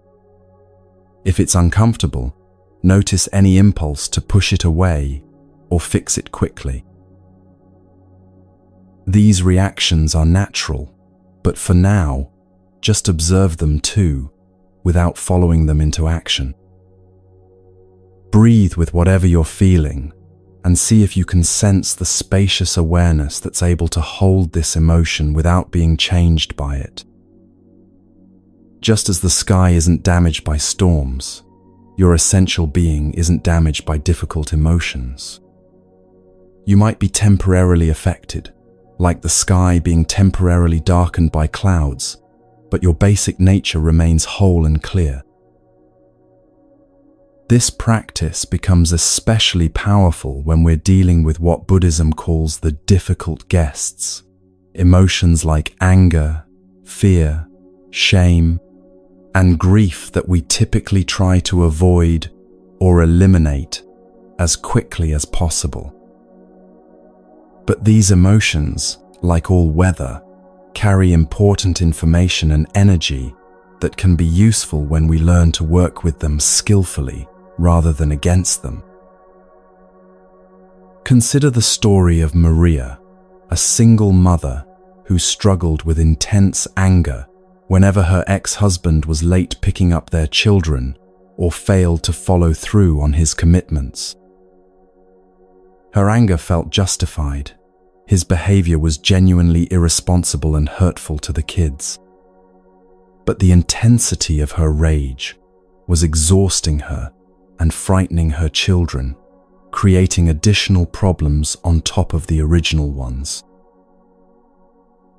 Maria's breakthrough came when she learned to welcome her anger as a messenger rather than fighting it as an enemy.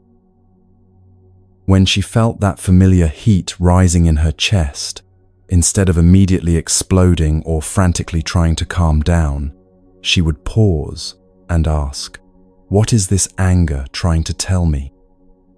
She discovered that beneath the rage was fierce love for her children and clear insight about boundaries that needed to be set. By listening to the anger without being possessed by it, she could respond from wisdom rather than reactivity. This didn't mean Maria never felt angry anymore. It meant she learned to feel angry without the anger controlling her responses. She could access the energy and clarity that anger provided, while maintaining enough spaciousness to choose her actions consciously rather than reacting blindly.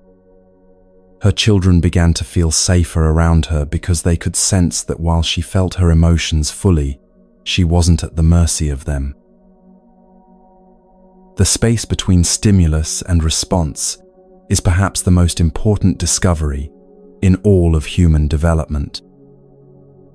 Viktor Frankl, who survived the Nazi concentration camps, said that between stimulus and response there is a space.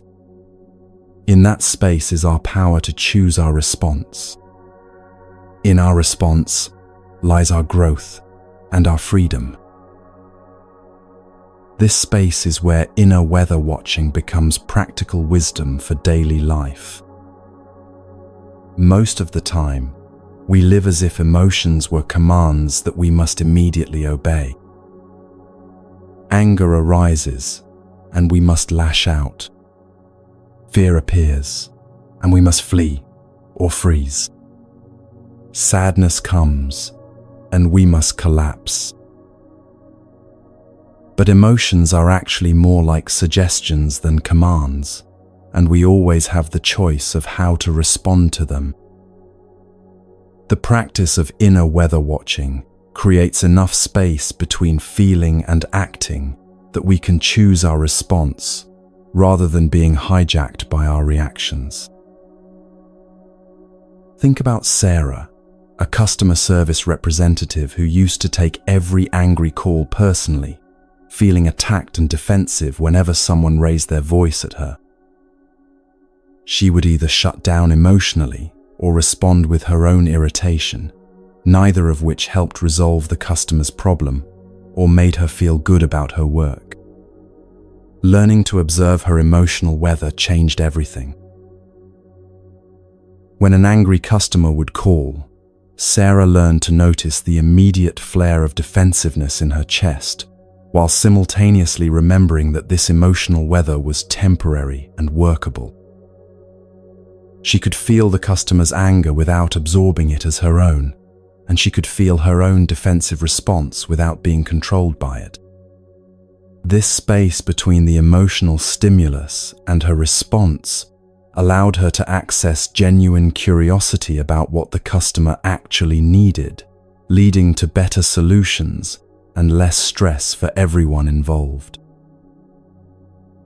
The key insight here is that you don't have to wait for emotions to disappear before you can respond wisely. You can feel fear and still speak truth. You can feel sadness and still show up for your responsibilities. You can feel anger and still respond with kindness. The emotion doesn't have to control your behavior any more than rain has to control your mood. You can feel what you feel and still choose what you do. This understanding is especially powerful when working with anxiety, which often tricks us into believing that we must eliminate the anxious feeling before we can take any positive action. But anxiety, like all emotional weather, is just energy moving through the system. When you stop trying to make it go away and start learning to move with it rather than against it, you discover that you can feel anxious and still do what matters to you. Consider James, a college student who had developed such intense social anxiety that he was skipping classes and avoiding all social interactions.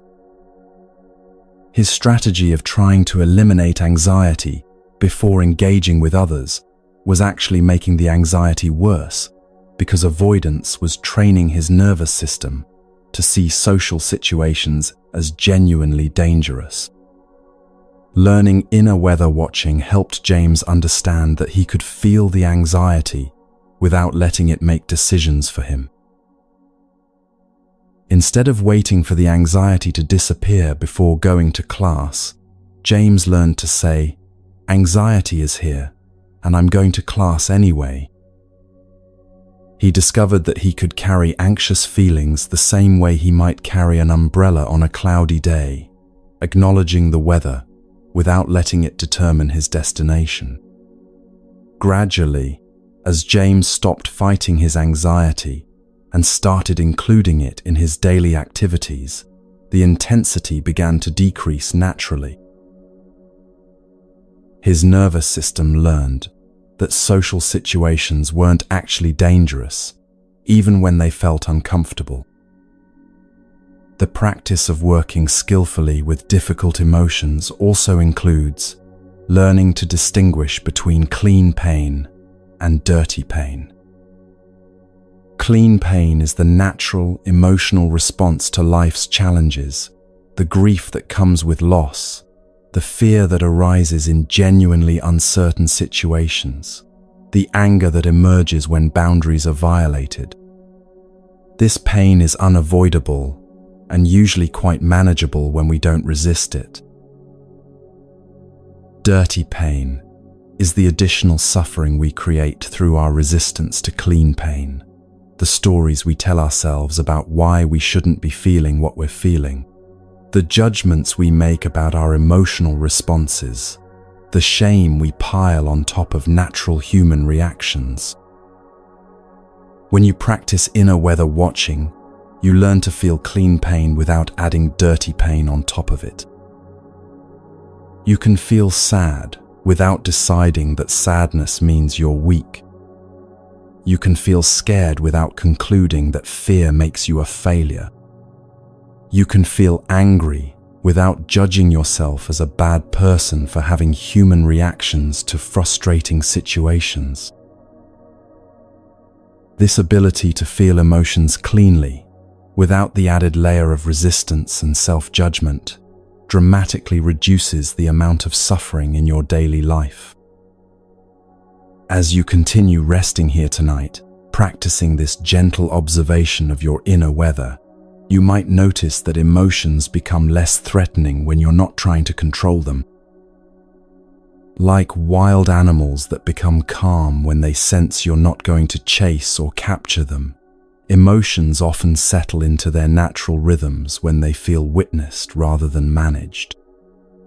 You begin to trust your capacity to feel anything without being destroyed by it, and this trust becomes a foundation for engaging more fully with life rather than hiding from its intensity. This practice of emotional weather watching isn't about becoming unfeeling or detached from your human experience. It's about becoming more skilled at feeling, more intelligent about emotions, more capable of using the energy and information that feelings provide without being overwhelmed by them. You develop what Buddhists call equanimity, not the absence of emotion, but the presence of balance within whatever emotions arise. The ultimate goal isn't to control your emotional weather, but to become someone who can thrive in any weather conditions. Like a skilled sailor who knows how to work with wind and waves rather than fighting against them, you learn to use the energy of emotions to navigate toward what matters most to you, rather than being blown off course by every emotional breeze. This skill transforms not only how you relate to your own inner life, but how you show up in all your relationships and responsibilities, bringing a quality of presence and stability that serves everyone around you. As we continue this journey together, we'll explore how this emotional skillfulness becomes the foundation for finding balance in every area of life, discovering the middle way that allows you to engage fully without losing your center.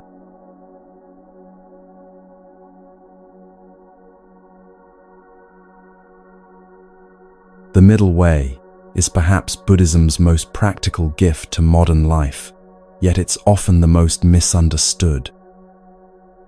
Many people think it means finding some lukewarm compromise between extremes, always choosing the safe middle ground, never taking a strong stand about anything. But the Buddha's middle way is far more dynamic and intelligent than that. It's about finding the responsive balance between effort and ease, between caring and letting go, between engagement and detachment in each unique moment. It's not a fixed position, but a flowing dance, constantly adjusting to what life requires right now. The Buddha discovered the middle way through his own painful experience with extremes. Before his awakening, he spent years practicing severe asceticism, depriving his body of food and comfort, believing that enlightenment could only come through punishing the flesh. He became so thin that when he pressed his stomach, he could feel his backbone. But this extreme deprivation only made him weak and unclear, further from wisdom rather than closer to it. When he finally accepted a bowl of rice milk from a village girl, his fellow ascetics abandoned him, believing he had given up on the spiritual path. But the Buddha realized something profound. Neither extreme indulgence nor extreme deprivation led to freedom. The path to awakening lay in the intelligent middle, caring for the body without being enslaved by its desires, engaging with life without being overwhelmed by its demands. Like tuning a stringed instrument, if the string is too tight, it breaks.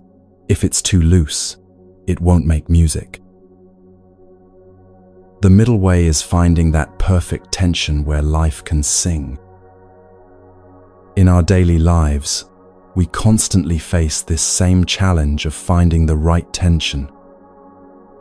Consider parenting, where the extremes are easy to spot, but the middle way requires constant recalibration. On one side, there's the helicopter parent who tries to control every aspect of their child's experience, hovering anxiously over homework, orchestrating social interactions, eliminating every possible disappointment or challenge. On the other side, there's the completely hands-off parent who provides no guidance, structure, or support, believing that children should figure everything out for themselves. Neither extreme serves the child's development. The overprotective approach creates anxiety and dependence, robbing children of the confidence that comes from overcoming challenges on their own. The neglectful approach abandons children to navigate complex situations without the wisdom and support they need to learn skillfully from their experiences. The middle way in parenting is what child psychologists call authoritative parenting, providing both warmth and boundaries, support and challenge, guidance and freedom. Let me share the story of Jennifer, a single mother who struggled to find this balance with her teenage son Marcus.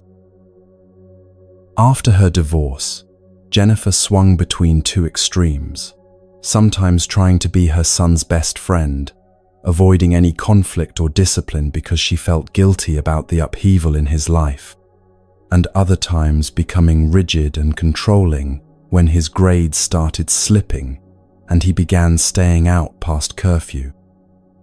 Neither approach was working. The permissive periods left Marcus feeling insecure and directionless, while the controlling periods created resentment and rebellion. Jennifer's transformation began when she learned that love isn't the absence of boundaries, it's boundaries held with love. She started having honest conversations with Marcus about her expectations and the reasons behind them, involving him in creating family rules rather than imposing them unilaterally. When he tested limits, she responded with firm consistency rather than anger or pleading. When he made good choices, she acknowledged them without overpraising or taking credit for his successes. This middle way approach required her to hold two truths simultaneously, that Marcus needed guidance and that he also needed space to develop his own judgment. The shift wasn't immediate, and there were plenty of moments when Jennifer fell back into old patterns of either over-controlling or under-responding. But gradually, both she and Marcus began to relax into this new balance. Marcus felt both supported and trusted, which gave him the security to take appropriate risks and the motivation to honor his mother's trust. Jennifer learned that she could care deeply about her son's well-being without needing to manage every detail of his experience. The middle way shows up differently in the workplace, where the extremes might be workaholism on one side and complete disengagement on the other. The workaholic believes that worth comes through constant achievement, that more effort always equals better results, that rest is laziness and boundaries are weakness. This approach leads to burnout, strained relationships, and often diminishing returns as exhaustion undermines effectiveness. The disengaged approach swings to the opposite extreme, doing the minimum required, avoiding challenges or growth opportunities, protecting personal time but never investing fully in meaningful work. The middle way in work involves what psychologists call sustainable high performance, bringing full presence and skill to your responsibilities, while maintaining healthy boundaries around time and energy. It means caring about quality without being paralyzed by perfectionism, taking on challenges without overwhelming yourself, collaborating effectively without losing your individual voice. It's the difference between working hard and working frantically, between being dedicated and being consumed. Consider the story of Robert, a small business owner who nearly destroyed both his company and his marriage by swinging between extremes. During busy periods, he would work 16-hour days, 7 days a week, barely seeing his family, convinced that anything less than total dedication would lead to failure. But this intensity was unsustainable, and he would eventually crash, sometimes disappearing from the office for days, feeling so burned out that he couldn't make even simple decisions. His employees never knew which Robert they'd encounter, the manic workaholic or the checked-out burnout case. Robert's journey to the middle way began when his wife threatened to leave and his best employee quit on the same week. He realized that his extreme approach was actually undermining everything he was trying to protect. With the help of a business coach, Robert learned to distinguish between urgent and important tasks, to delegate effectively, and to maintain consistent energy rather than cycling between manic effort and complete depletion. He started taking regular breaks, established firm boundaries around family time, and discovered that this sustainable approach actually improved his decision-making and leadership effectiveness. The middle way required Robert to hold two seemingly contradictory truths: that his business needed his attention and commitment, and that his business would actually thrive more when he wasn't desperately attached to controlling every outcome. He learned to work with focused intensity during work hours while truly letting go when he was with his family. This presence in both domains made him more effective in each. In relationships, the middle way helps us navigate between the extremes of codependency and isolation. Codependent relationships involve losing yourself in another person's needs, moods, and problems, trying to manage their emotional states, taking responsibility for their happiness while neglecting your own well-being. The opposite extreme is emotional isolation, keeping walls up, never being vulnerable, maintaining independence at the cost of genuine intimacy. Neither approach creates the deep connection that most people are seeking. The middle way in relationships involves what psychologists call differentiation, the ability to remain emotionally connected while maintaining your individual identity. It means you can care deeply about someone without making their feelings your responsibility. You can be influenced by others without losing your center. You can offer support without sacrificing your own needs.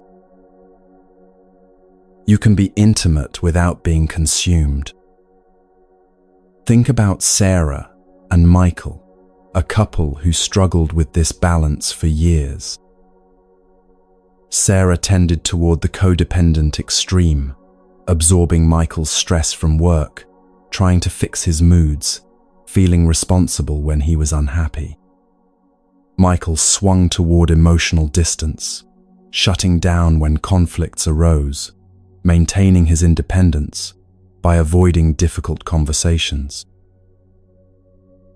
Both patterns left them feeling lonely and misunderstood, despite living in the same house.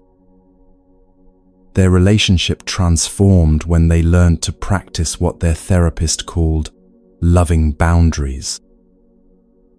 Sarah learned to care about Michael's well-being without making his emotional state her project to manage.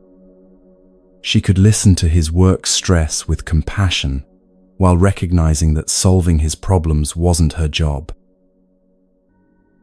Michael learned that vulnerability wasn't weakness, and that sharing his inner experience actually deepened their connection, rather than threatening his autonomy.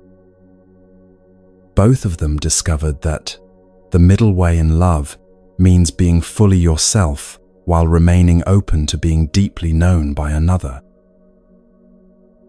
The practice of finding the middle way requires developing what Buddhists call right effort, not too tight, not too loose, but responsive to what each situation actually requires. This isn't something you figure out once and then apply mechanically to every situation.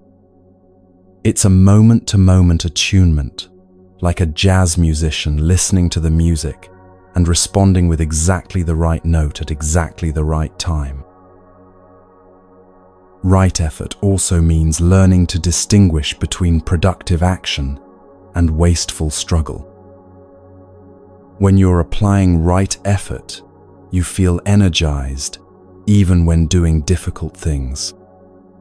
Your body remains relatively relaxed, your breathing stays natural, and you have a sense of flow even in challenging circumstances. When you're struggling wastefully, your body tenses unnecessarily, your breathing becomes shallow, and you feel like you're swimming against a riptide. Learning to recognize these differences in your own body becomes your guide to finding the middle way in any situation. Let's practice this recognition together, right now.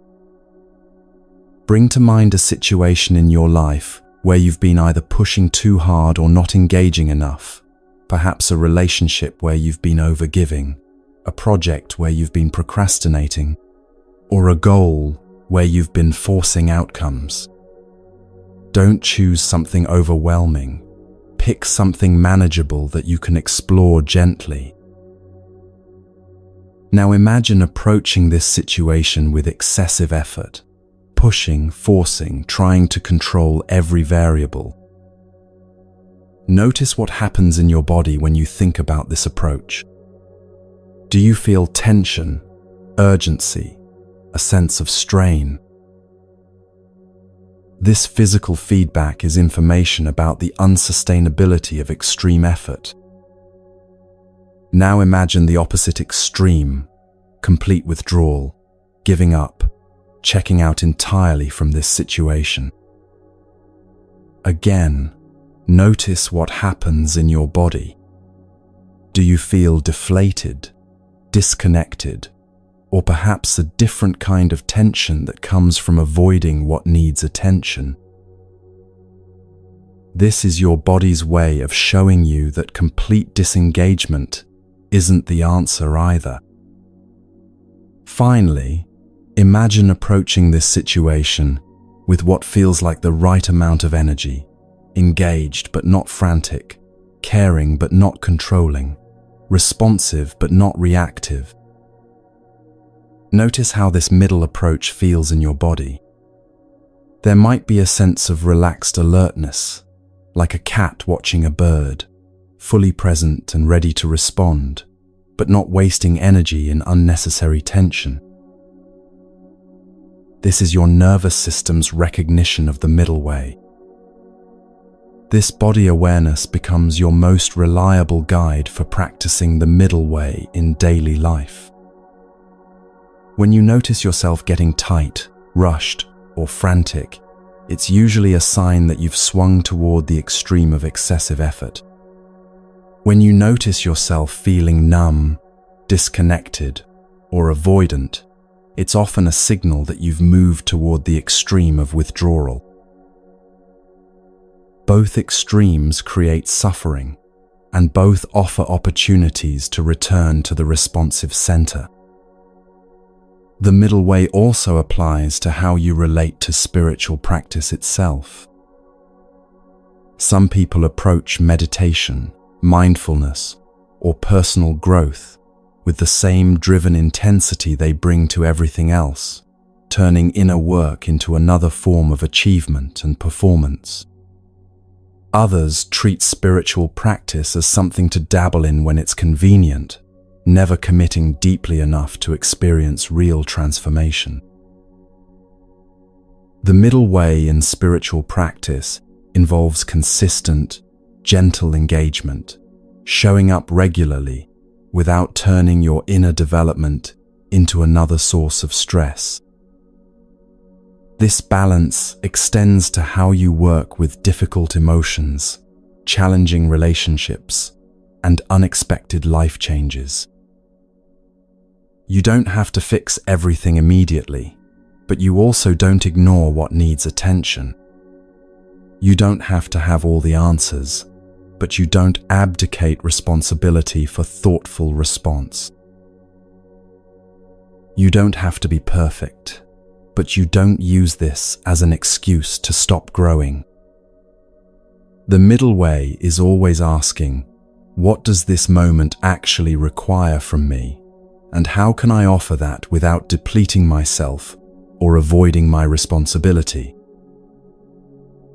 As you integrate this understanding into your daily life, you'll discover that the middle way isn't a compromise between extremes. It's often the most courageous and skillful response available.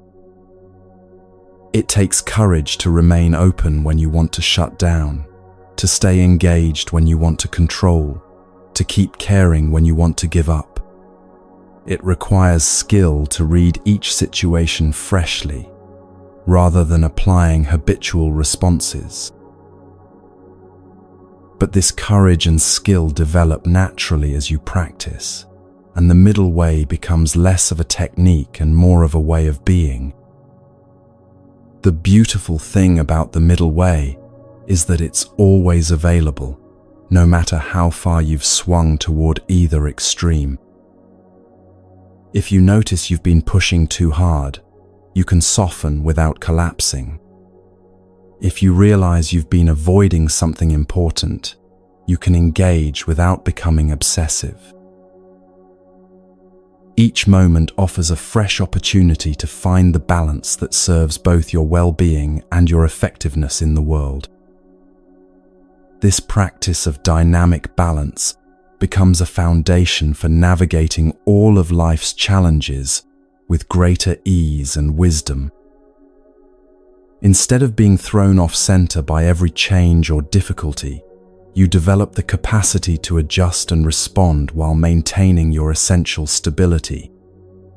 Like a tree that bends in the wind but doesn't break, you learn to move with life's forces without losing your rootedness in what matters most. This flexibility and strength prepare you for exploring even deeper territories of letting go, where the very sense of a separate self that experiences suffering begins to dissolve into something much more spacious and free. Let's continue this journey together into the profound freedom that awaits when we release our grip on the illusion of control entirely.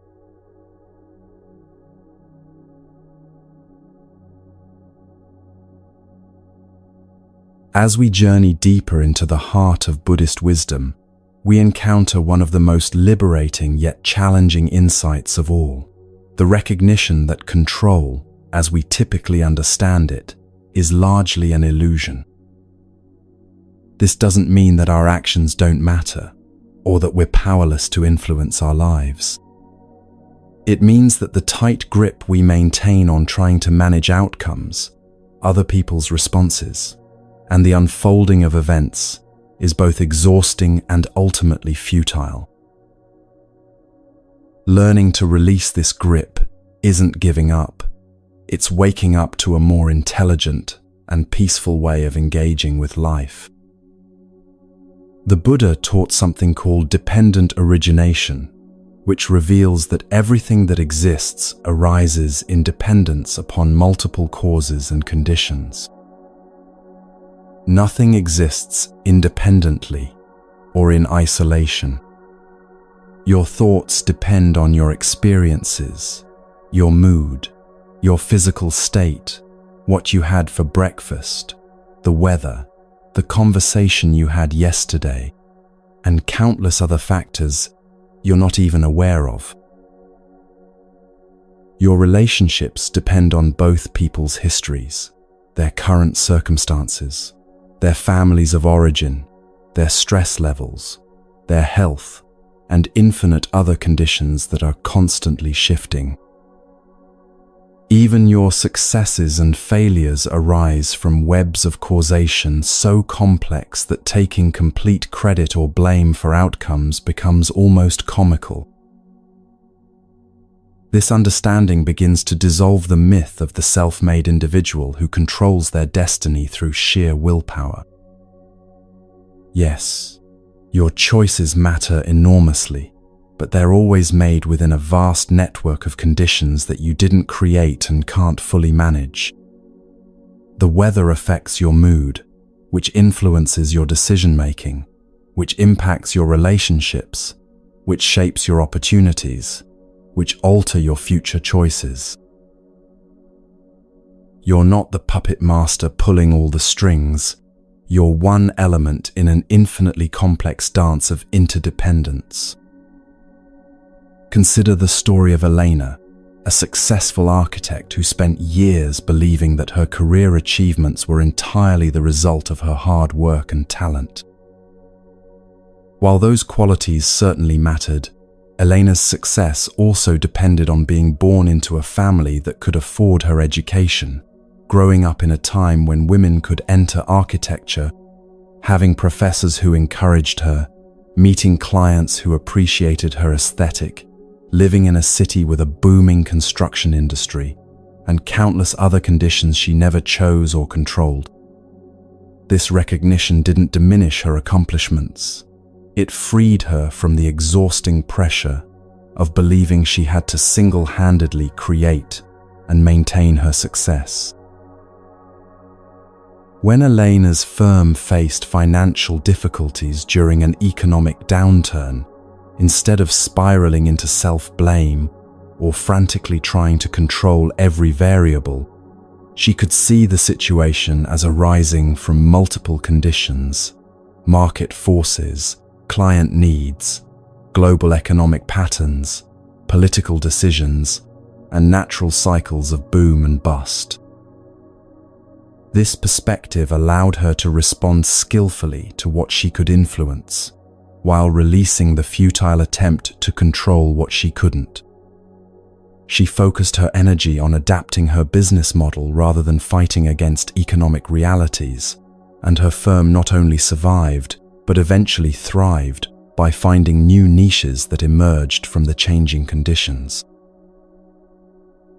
The illusion of control often shows up most painfully in our relationships, where we exhaust ourselves trying to manage other people's feelings, choices, and behaviors. We believe that if we just say the right thing, do the right thing, or give enough love, we can make someone else happy, healthy, or successful. But other people's responses depend on their own complex web of conditions: their upbringing, their current stress levels, their biochemistry, their unhealed wounds, their dreams and fears, their spiritual development, and countless factors that have nothing to do with us. Think about Michael, a father who spent years trying to control his adult son's career choices, believing that his guidance and pressure could steer his son away from what Michael saw as mistakes. The more Michael pushed, the more his son resisted, and their relationship deteriorated as the son began to avoid family gatherings and stopped sharing important life updates.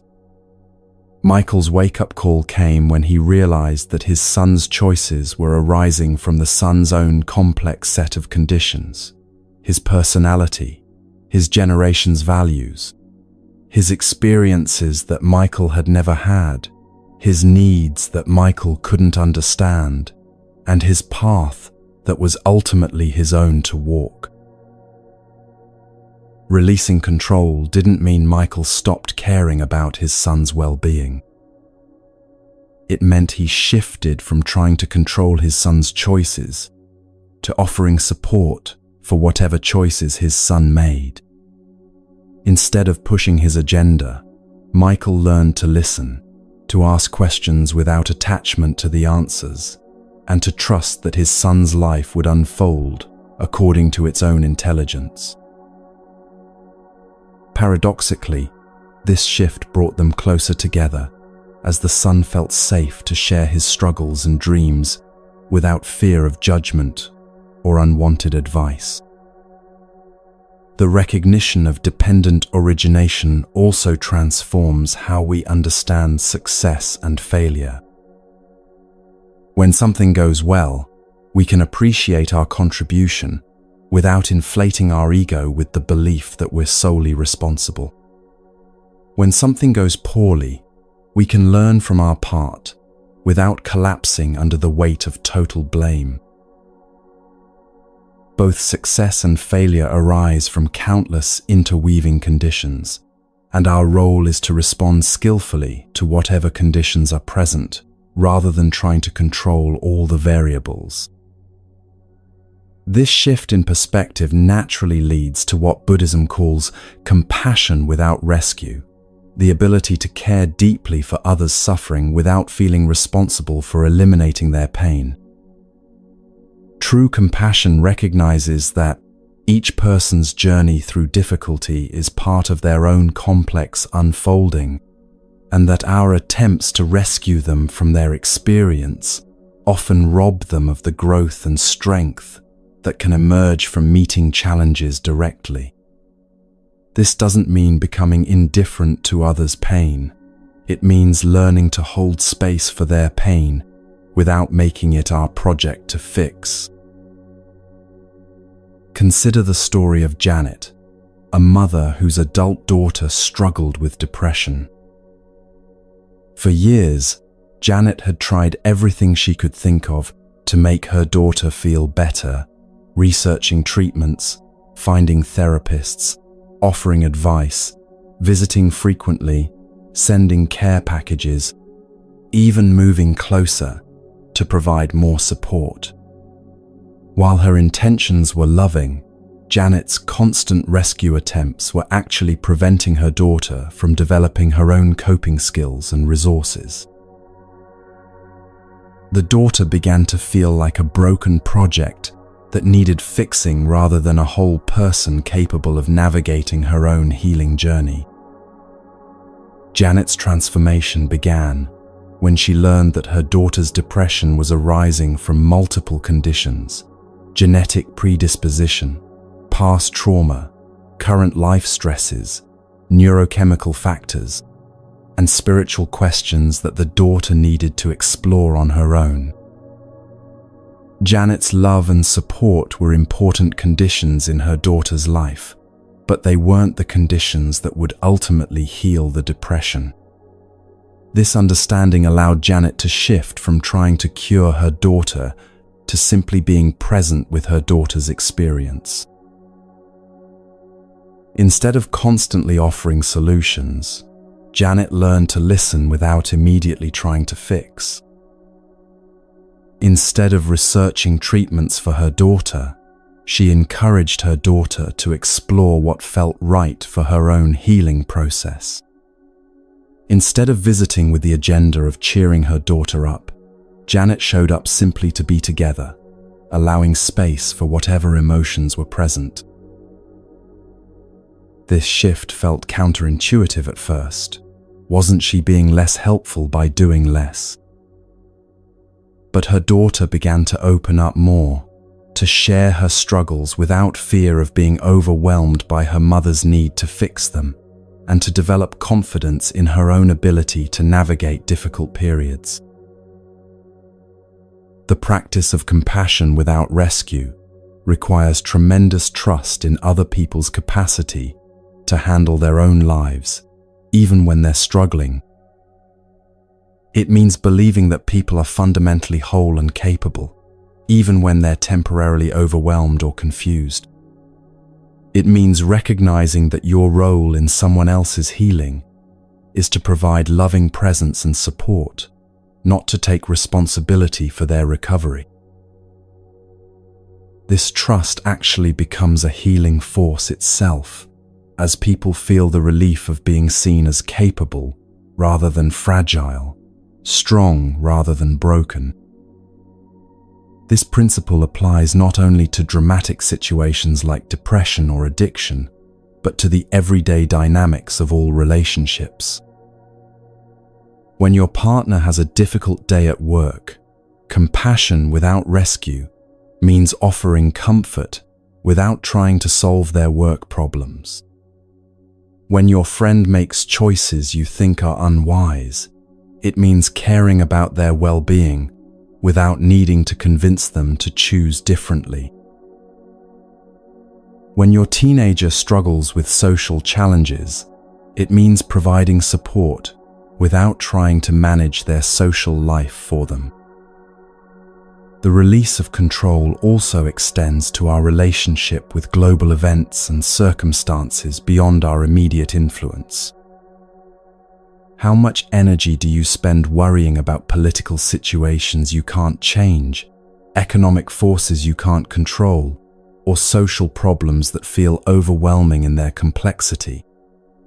While staying informed and taking appropriate action within your sphere of influence is important, carrying the weight of trying to mentally manage the entire world creates unnecessary suffering without helping anyone. Think about David, a social worker who nearly burned out from carrying the weight of all the injustice and suffering he encountered in his work. He would lie awake at night, thinking about his clients' situations, feeling personally responsible for outcomes he couldn't control, exhausting himself with worry about cases that were influenced by poverty, mental illness, family dynamics, legal systems, and social policies far beyond his individual influence.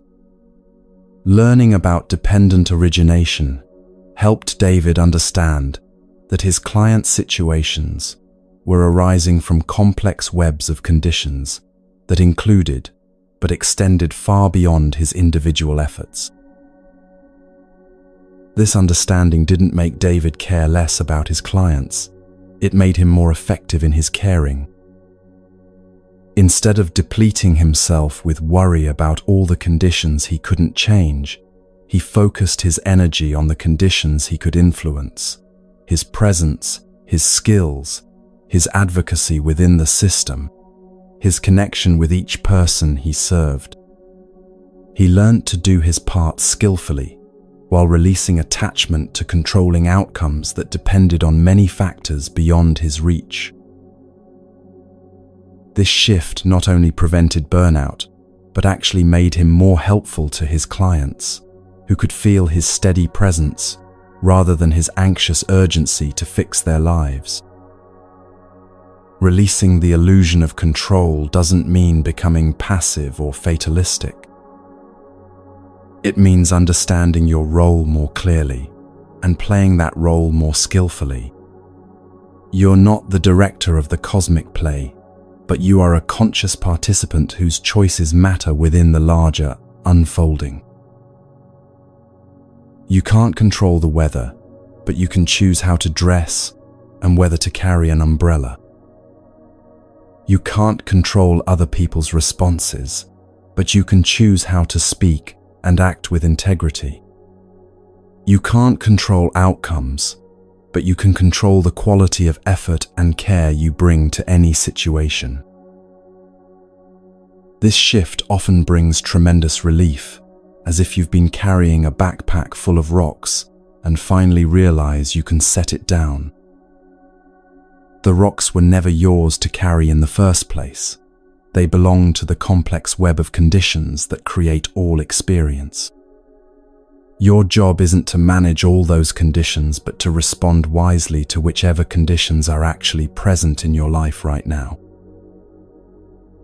As you rest here tonight, consider what you might be trying to control that isn't actually controllable. Are you carrying responsibility for other people's happiness, trying to manage their emotions or choices? Are you exhausting yourself attempting to force outcomes that depend on many variables beyond your influence? Are you losing sleep over global situations or past events that you can't change? What would it feel like to release these impossible responsibilities and focus your energy on what's actually within your sphere of influence? Notice that letting go of control doesn't mean you care less about the people and causes that matter to you. It means you care more skillfully, more sustainably, more effectively. Like a gardener who tends their plot with dedication while accepting that the harvest depends on rain, sunshine, soil conditions, and countless other factors beyond their control, you can pour yourself fully into your life while holding outcomes lightly. This understanding of dependent origination and the release of control prepares you for an even deeper recognition that the very sense of being a separate self who needs to control anything is itself part of the illusion that creates suffering.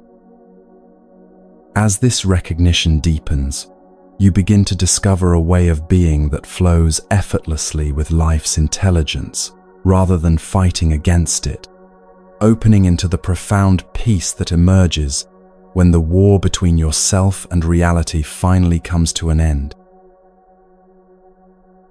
This peace isn't something you create or achieve.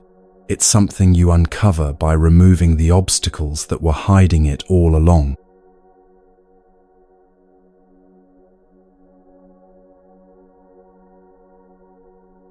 Of all the truths the Buddha taught, perhaps perhaps none is more fundamental or more difficult for us to truly accept than the reality of impermanence. Everything that exists is in constant flux, constantly changing, constantly moving toward dissolution and transformation. Our bodies, our relationships, our thoughts, our circumstances, our very sense of who we are, all of it is flowing like water, never the same from moment to moment. Yet most of us live as if permanence were possible, as if we could somehow freeze the good moments and prevent the difficult ones, as if we could stop the river of change through sheer force of will. This resistance to impermanence is the root of so much human suffering. We cling to youth while our bodies age, hold on to relationships while people naturally grow and change, try to preserve peak experiences while life continues to unfold into new territories. We save things for special occasions that may never come, postpone important conversations until it's too late, and live as if we have unlimited time to become who we want to be. But what if accepting impermanence, rather than fighting it, could become the doorway to a deeper peace than any permanent arrangement could ever provide? There's a lesser-known Zen story about a master named Tokusan, who was known for his fierce teaching style and his deep understanding of impermanence. One autumn evening, as he sat with his students watching leaves fall from an ancient maple tree, a young monk asked, "Master, how can I find peace when I know that everything I love will eventually be lost?" Tokusan picked up a fallen leaf, brilliant red and gold, still beautiful despite being separated from its branch. "Tell me," the master said, holding up the leaf, "is this leaf dead or alive?" The student pondered and finally answered, "It's dead, master. It has fallen from the tree and will soon decay." Tokusan smiled and crumbled the leaf in his hand, letting the pieces scatter in the wind. "And yet," he said, "where has its beauty gone? Where is the red that delighted your eyes, the gold that caught the sunlight? Has the tree lost anything essential when the leaf returned to the earth that nourished it?" The student looked confused, so Tokusan continued, "You speak of loss, as if something real could actually disappear. But what if what you call death is simply transformation? What if what you call ending is just a new beginning you haven't learned to recognize yet?" He gestured to the tree, now bare but strong, its branches reaching toward the sky. Does this tree mourn its leaves, or does it trust that spring will bring new ones? Does it hold on to autumn, or does it flow gracefully into winter, knowing that each season has its own gifts? The Master's teaching points to something profound about how we can relate to the reality of endings. Instead of seeing impermanence as a threat to be resisted, we can learn to see it as the very force that makes life dynamic, meaningful, and beautiful. The preciousness of a moment comes partly from knowing it won't last forever. The depth of love is intensified by the knowledge that our time with those we care about is limited and therefore sacred. This shift in perspective transforms how we experience loss and change.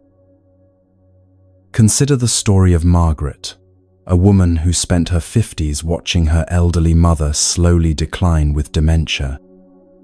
For months, Margaret fought against the reality of her mother's condition, researching every possible treatment, desperately trying to bring back the sharp, witty woman who had raised her. She would visit daily, becoming frustrated and heartbroken when her mother didn't recognize her, when conversations became impossible, when the woman she knew seemed to disappear piece by piece. Margaret's relationship with her mother's illness transformed when she stopped fighting the changes and started meeting her mother exactly where she was in each moment. Instead of mourning the loss of who her mother used to be, Margaret began to discover who her mother was becoming. Without the armor of her sharp intellect, her mother's essential sweetness became more visible. Without the ability to maintain social facades, her mother's capacity for simple joy in small pleasures, a piece of chocolate, a favorite song, the warmth of Margaret's hand, became more apparent. Margaret learned to love her mother in present tense rather than past tense. Each visit became an opportunity to connect with whoever her mother was that day, without the overlay of who she used to be or expectations of who she should be. This didn't eliminate the sadness of watching someone you love change in difficult ways, but it allowed Margaret to find precious moments of connection and even joy within the larger context of loss. She discovered that love itself doesn't require the beloved to remain unchanging.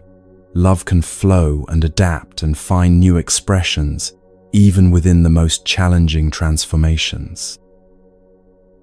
The recognition that everything changes also applies to our own suffering. The emotional pain you're experiencing right now, no matter how intense or persistent it feels, is also impermanent. Depression feels endless when you're in its depths. Anxiety seems permanent when it's dominating your thoughts. Grief appears as if it will never lift when it's crushing your heart.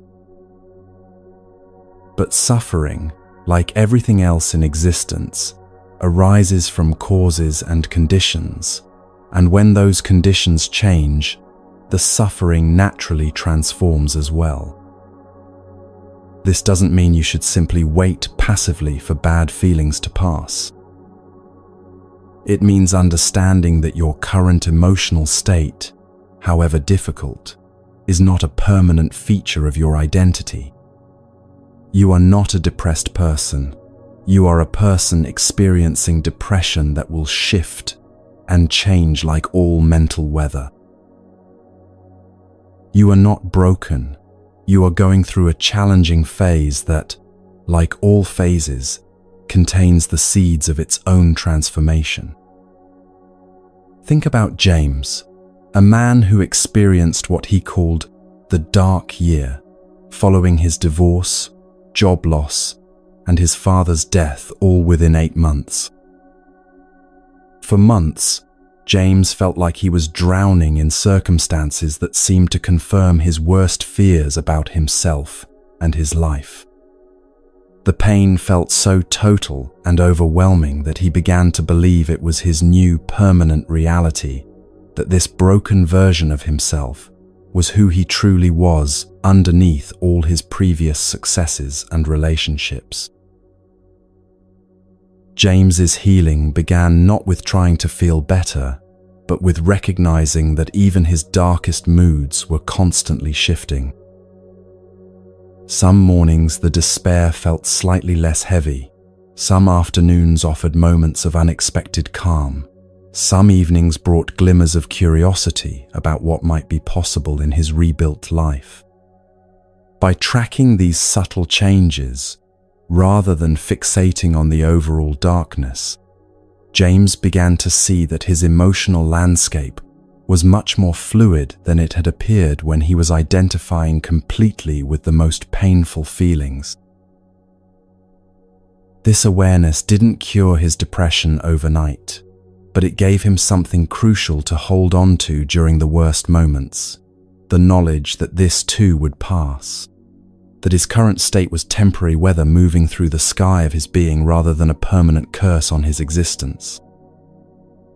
As James learned to observe his emotions with this kind of gentle attention, they began to move through him more freely, transforming from stuck, solid blocks of pain into flowing energy that could be felt, honored, and released. Perhaps the most challenging aspect of embracing impermanence is learning to find peace with uncertainty itself. Our minds are constantly trying to predict and control the future, to know how things will turn out, to have some guarantee of security before we can relax into the present moment. But uncertainty isn't a problem to be solved. It's the basic condition of existence. Learning to be comfortable with not knowing becomes a profound spiritual practice that liberates enormous amounts of mental energy we typically waste on futile attempts to figure everything out in advance. Consider the story of Rachel, a single mother who spent years paralyzed by questions about her teenage son's future. Would he get into college? Would he make good choices about drugs and alcohol? Would he find meaningful work? Would he develop healthy relationships? Her mind would spin through endless scenarios, trying to prepare for every possible outcome, as if thinking about all the possibilities would somehow give her control over which ones actually occurred. Rachel's liberation came when she realized that her son's future was being created by countless factors she couldn't see or control: his own evolving values, the friends he would meet, the opportunities that would arise, the challenges that would shape his character, the historical moment he was coming of age in. Her worrying wasn't helping him navigate these influences more skillfully. It was just exhausting her and making her less present for the relationship they had right now. She learned to channel her concern into supporting his current growth and decision-making skills, rather than trying to mentally manage his entire future. This shift allowed Rachel to actually enjoy her son's teenage years, instead of living them in constant anxiety about what was coming next. She could appreciate his emerging independence, celebrate his small victories, and support him through his struggles, without needing to know how everything would ultimately turn out. Paradoxically, this presence and trust actually gave her son more confidence to make good choices, as he felt supported rather than monitored, trusted rather than feared for. One of the most difficult aspects of accepting impermanence is releasing our need for closure in relationships and situations that end without resolution. We want to understand why things happened the way they did, to have final conversations that bring clarity, to tie up loose ends and reach some form of completion before we can move forward.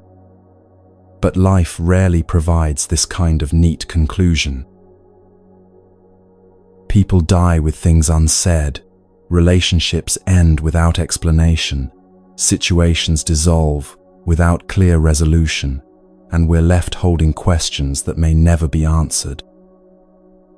The demand for closure is really a demand for certainty, for a final understanding that would allow us to file the experience away and stop feeling the discomfort of ambiguity. But what if the discomfort of unfinished business is itself temporary? What if we could learn to carry unresolved questions lightly, without needing them to be answered before we can be at peace? Think about Anna, whose father died suddenly of a heart attack when she was in her 30s, leaving behind years of unfinished emotional business between them. They had been slowly working toward healing old wounds from her childhood, having tentative conversations about his drinking, his absence during her teenage years, and the ways his own troubled upbringing had affected his parenting. His death felt like a book that ended mid-sentence, leaving Anna with so many things she wanted to say, questions she wanted to ask, forgiveness she wanted to offer and receive. For months, Anna tormented herself with imaginary conversations, trying to mentally complete what would never be completed in reality. She replayed their last interactions looking for hidden meanings, researched his family history trying to understand his behavior, and wrote long letters to him that would never be delivered. The more she fought against the reality of incompletion, the more stuck she became in grief that couldn't resolve itself through understanding. Anna's healing began when she stopped trying to finish the unfinished story and started learning to love her father as he was, imperfect, complicated, doing his best with his own limitations and wounds. She realized that their relationship didn't need to be resolved to be complete, that love itself doesn't require perfect understanding or final conversations. The questions she carried about her father became less like problems to be solved and more like ongoing connections to his memory, ways of staying in relationship with him that didn't require his physical presence. This acceptance of incompletion became a doorway to a different kind of closure, not the closure of finished business, but the closure of accepting that some things are meant to remain open, unfinished, mysterious. Anna discovered that she could carry her unresolved feelings about her father the same way she might carry a photograph, not as a burden that weighed her down, but as a tender reminder of a relationship that had shaped her life in ways both painful and precious. The practice of embracing impermanence ultimately teaches us that security doesn't come from making things permanent, but from developing confidence in our ability to flow with whatever changes life brings. Like learning to swim, once you trust that you can stay afloat in moving water, you stop being afraid of waves and currents. You can enjoy the ocean without needing to control its movements.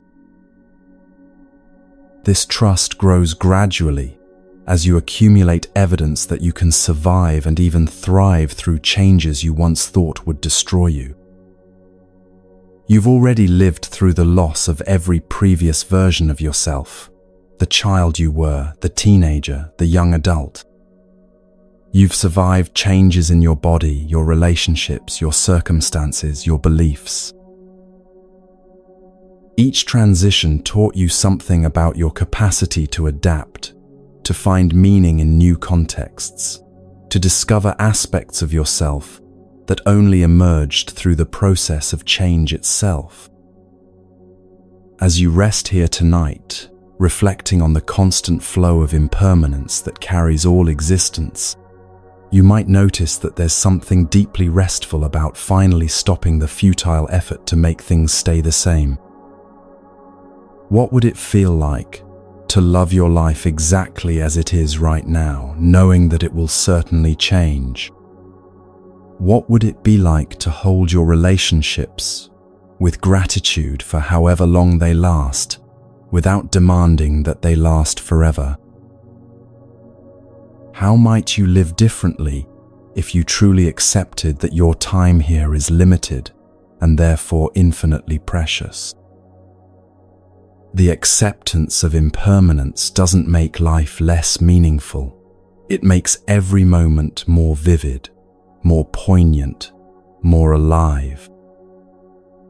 Like autumn leaves that become most beautiful just before they fall, like music that moves us precisely because each note dissolves into silence, like relationships that deepen through the knowledge that they're not guaranteed to last forever. Impermanence isn't the enemy of love and meaning. It's what gives them their power to transform us, to wake us up, to remind us that this moment, exactly as it is, will never come again. This recognition prepares us for the deepest letting go of all, the dissolution of the very sense of separation that makes us feel like we need to protect ourselves against the flow of life in the first place.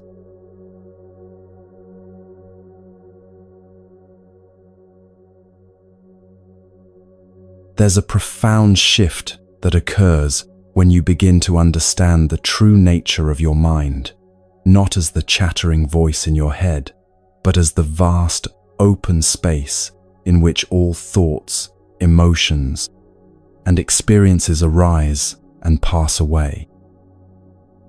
Most people live their entire lives believing they are their thoughts, carried along by every mental current like a leaf in a stream, never realizing they could be the stream itself, or better yet, the sky through which all streams flow. This recognition of your mind's spacious nature is perhaps the most liberating discovery available to human consciousness. In Tibetan Buddhism, there's a teaching that compares the mind to the sky and thoughts to clouds. Just as clouds appear in the sky but never stain or damage it, thoughts arise in awareness but don't fundamentally alter your essential nature.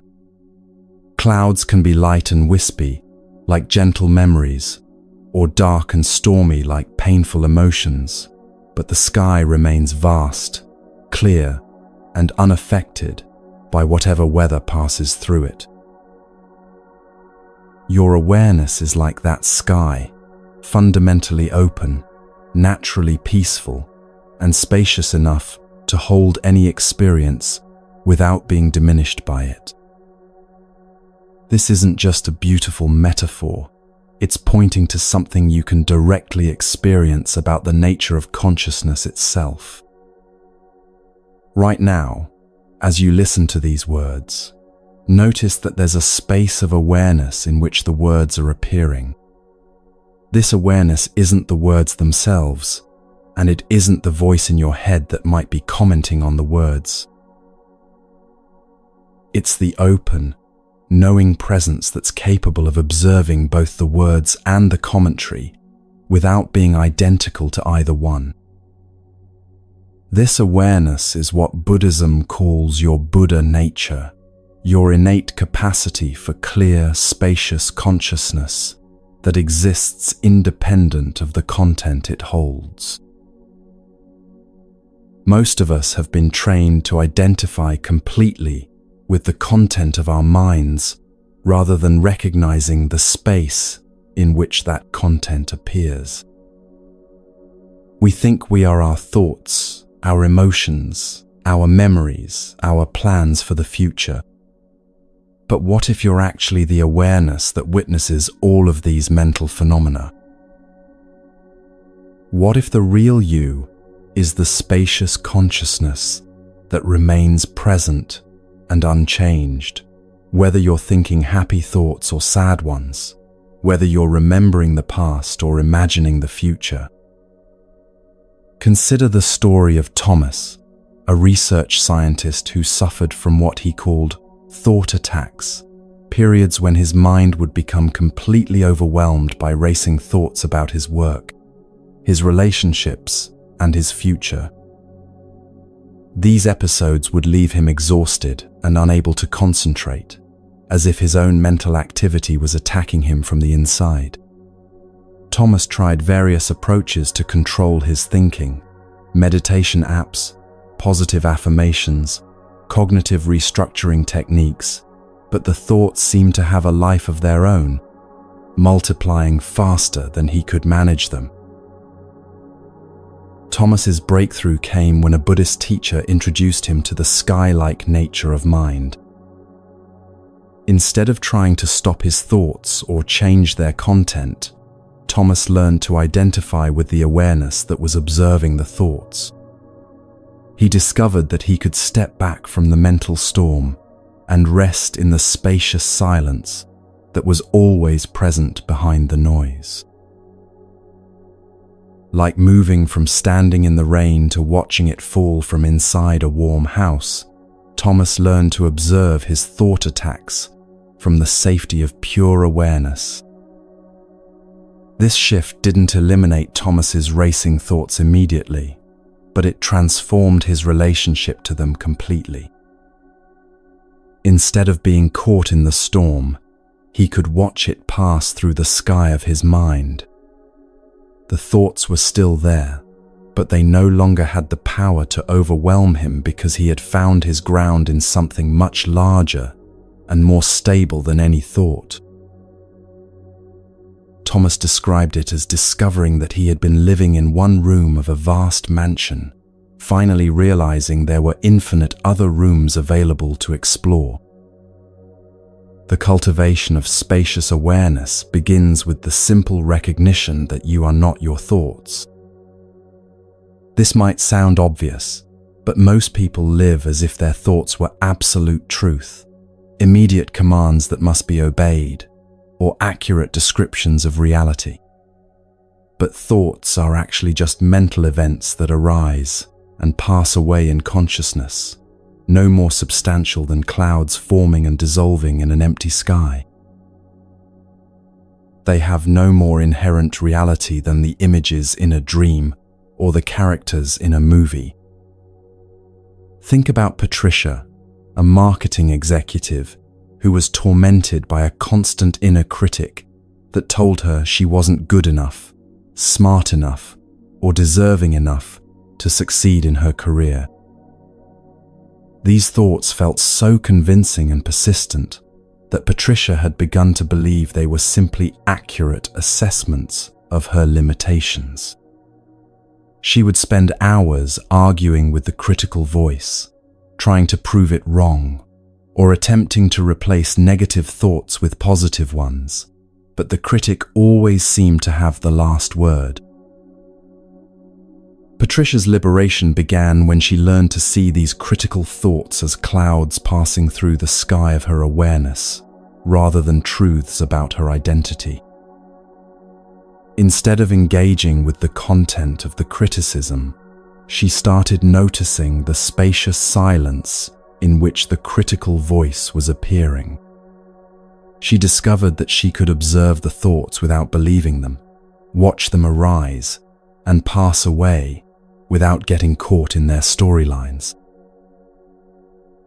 The critical voice didn't disappear overnight, but it lost its authority once Patricia realized she was the sky, not the cloud. This recognition allowed Patricia to make career decisions from a place of clarity rather than reactivity. When opportunities arose, instead of being paralyzed by self-doubt, she could feel the doubtful thoughts while simultaneously accessing the spacious awareness that saw beyond the mind's limited perspectives.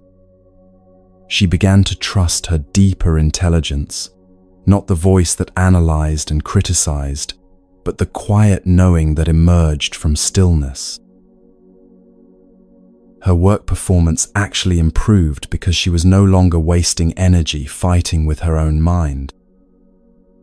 The practice of cultivating spacious awareness involves learning to rest attention in the background of experience rather than getting caught in the foreground. Most of the time, we're completely absorbed in whatever is appearing in consciousness, the next thought, the current emotion, the immediate sensation. But there's always a deeper dimension available, the open space of awareness itself, which remains constant even as its contents constantly change. Learning to access this dimension is like discovering you've been watching a movie and suddenly remembering you can also see the screen on which the movie is playing. Let's explore this together right now. Take a moment to notice whatever thoughts might be arising in your mind, perhaps commentary about these words, planning for tomorrow, memories from earlier today. Don't try to stop the thoughts or change them. Simply observe them with gentle curiosity.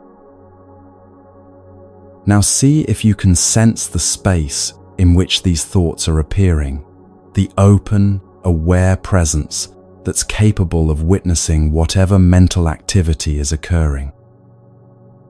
This witnessing awareness has several remarkable qualities that become apparent as you learn to rest in it more frequently. First, it's completely peaceful, not the peace that comes from the absence of problems, but the deeper peace that remains undisturbed, regardless of what's happening in the foreground of experience. Second, it's naturally compassionate.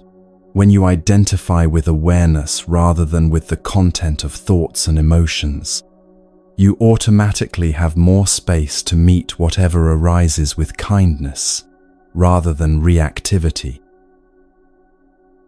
Third, it's inherently wise. This awareness doesn't need to analyze or figure things out because it sees clearly without the filters of conceptual thinking. Consider the story of Maria, a hospice nurse who discovered the spacious nature of mind during one of the most challenging periods of her career. She was caring for a young father who was dying of cancer, and his family's grief and rage were so intense that Maria found herself completely overwhelmed by the emotional atmosphere in his room. She would leave each shift feeling depleted and traumatized, carrying the family's pain as if it were her own, unable to maintain the emotional boundaries necessary for effective caregiving. Maria's transformation came when she learned to identify with the spacious awareness that could hold all emotions without being flooded by them.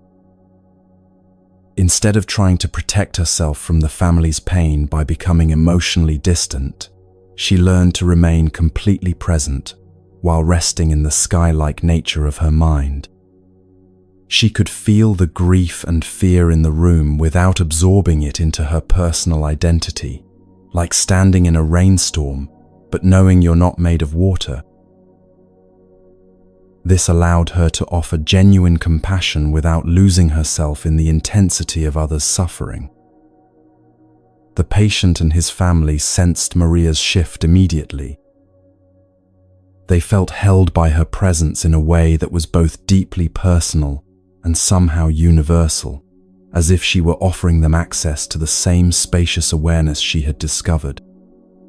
The father was able to share his fears more openly because he didn't feel like he was burdening Maria with emotions she couldn't handle. The family found moments of peace even in the midst of their devastation because Maria's groundedness reminded them that there was something larger than their pain that could hold it all. This practice of resting in spacious awareness is especially powerful when working with anxiety, which often feels like being trapped in a small, airless room with no escape. But anxiety, like all mental states, arises within the vast space of consciousness. It's not the totality of your experience, even when it feels overwhelming. Learning to identify with the space, rather than the anxiety, transforms the entire experience from claustrophobic panic to workable energy moving through openness. Think about David, a college student who experienced severe test anxiety that was affecting his academic performance. The anxiety would build for days before exams, creating a cascade of worried thoughts about failure, disappointing his parents, and ruining his future. These thoughts would loop endlessly, each one triggering more anxiety, until David felt like his mind was a prison with no escape route. Traditional relaxation techniques help temporarily, but the underlying pattern of mental claustrophobia remained unchanged. David's breakthrough came when he learned to expand his identity beyond the anxious thoughts to include the spacious awareness in which they were arising. During his next exam period, instead of fighting the anxiety or trying to escape it, he practiced resting in the open sky of consciousness, while allowing the worried thoughts to pass through like clouds. The anxiety was still present, but it no longer felt like a trap because David had found his ground in something much more vast and stable. He could feel anxious while simultaneously being rooted in peace, worried while also being connected to a deeper confidence that transcended any particular outcome. This shift in identity from content to context, from thoughts to awareness, naturally leads to what Buddhists call mental freedom, not the absence of difficult thoughts and emotions, but the liberty to experience them without being enslaved by them. You discover that you can have any thought without believing it, feel any emotion without being controlled by it, face any challenge without losing your essential stability. This freedom isn't something you achieve through effort. It's something you uncover by recognizing what was always already present. The spacious mind also reveals the illusory nature of mental boundaries that normally seem so solid and real. The thoughts that once felt like permanent features of your personality begin to appear more like weather patterns, temporary formations that arise from various conditions and dissolve back into openness. The emotions that used to define your entire state of being become more like music, playing in a vast concert hall, audible and sometimes moving, but not able to overwhelm the fundamental silence from which they emerge and to which they return. This understanding brings tremendous relief from the exhausting project of trying to manage your mental life. Instead of needing to have perfect thoughts, optimal emotions, and complete control over your inner experience, you can relax into the natural spaciousness that has room for everything. Like the sky that's equally present whether it's hosting sunshine or storms, your essential awareness remains undisturbed, whether you're thinking clearly or feeling confused, whether you're peaceful or agitated. As you continue to explore this spacious dimension of mind, you might notice that it has an intelligent, responsive quality that's quite different from the mechanical nature of thinking. This awareness knows things directly, without needing to analyze or compare or figure out. It responds to situations with a creativity and appropriateness that thinking mind could never calculate. It's as if you've been trying to navigate life using only a map when you actually have access to direct perception of the territory itself. The cultivation of spacious awareness gradually becomes less of a practice and more of a remembering, returning again and again to your natural state of open consciousness whenever you notice you've gotten caught in the content of experience. Like learning to ride a bicycle, once you get the feel for this shift in identity, it becomes increasingly automatic. You spend less time lost in mental stories and more time present to the actual richness of each moment.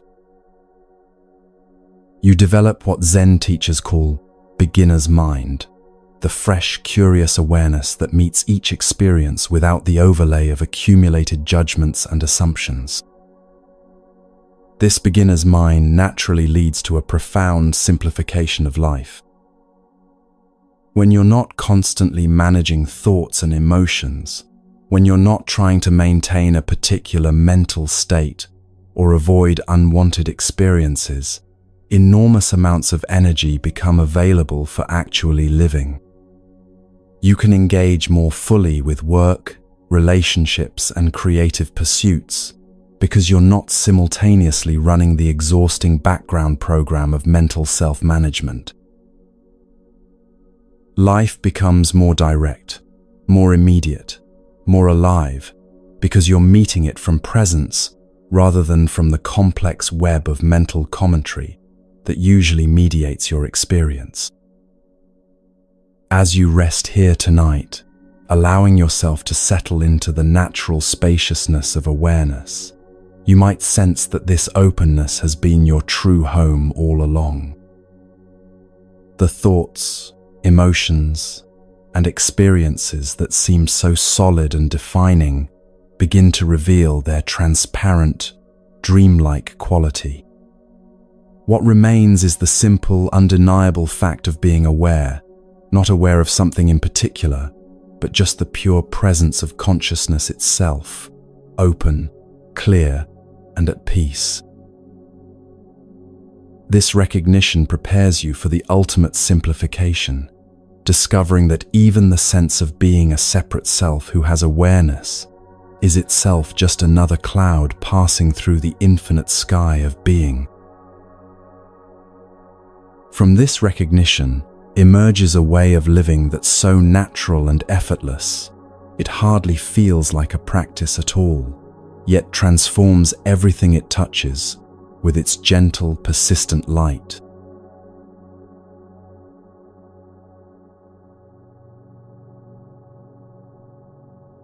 As you rest deeper into spacious awareness, you begin to notice something remarkable happening to your relationship with wanting itself.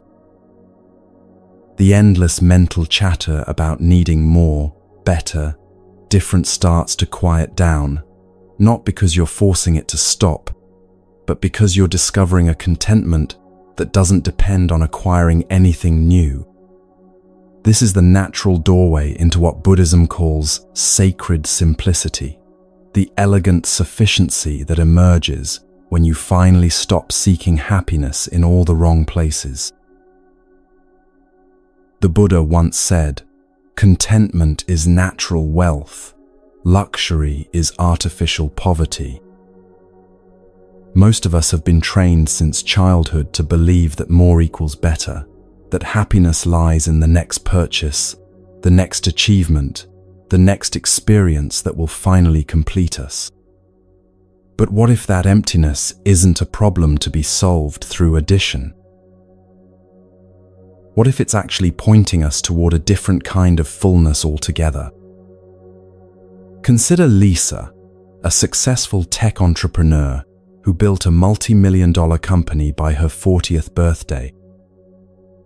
She had everything she had dreamed of since college: the corner office, the beautiful home, the luxury car. Yet she found herself lying awake at 3 a.m., scrolling through her phone, adding items to online shopping carts, feeling an inexplicable emptiness despite being surrounded by abundance.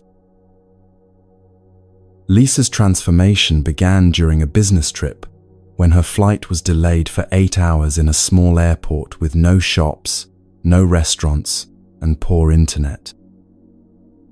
For the first time in years, she was forced to sit with nothing to buy, nothing to achieve, nothing to distract herself with, except her own presence. Initially unbearable, this forced stillness gradually revealed something unexpected, what she later described as enoughness.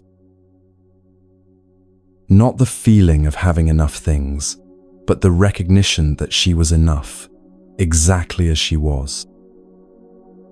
The Buddha taught, health is the greatest gift, contentment the greatest wealth, faithfulness the best relationship. Voluntary simplicity isn't about deprivation, it's about discernment. Learning to distinguish between what truly nourishes your life and what merely distracts you from living it.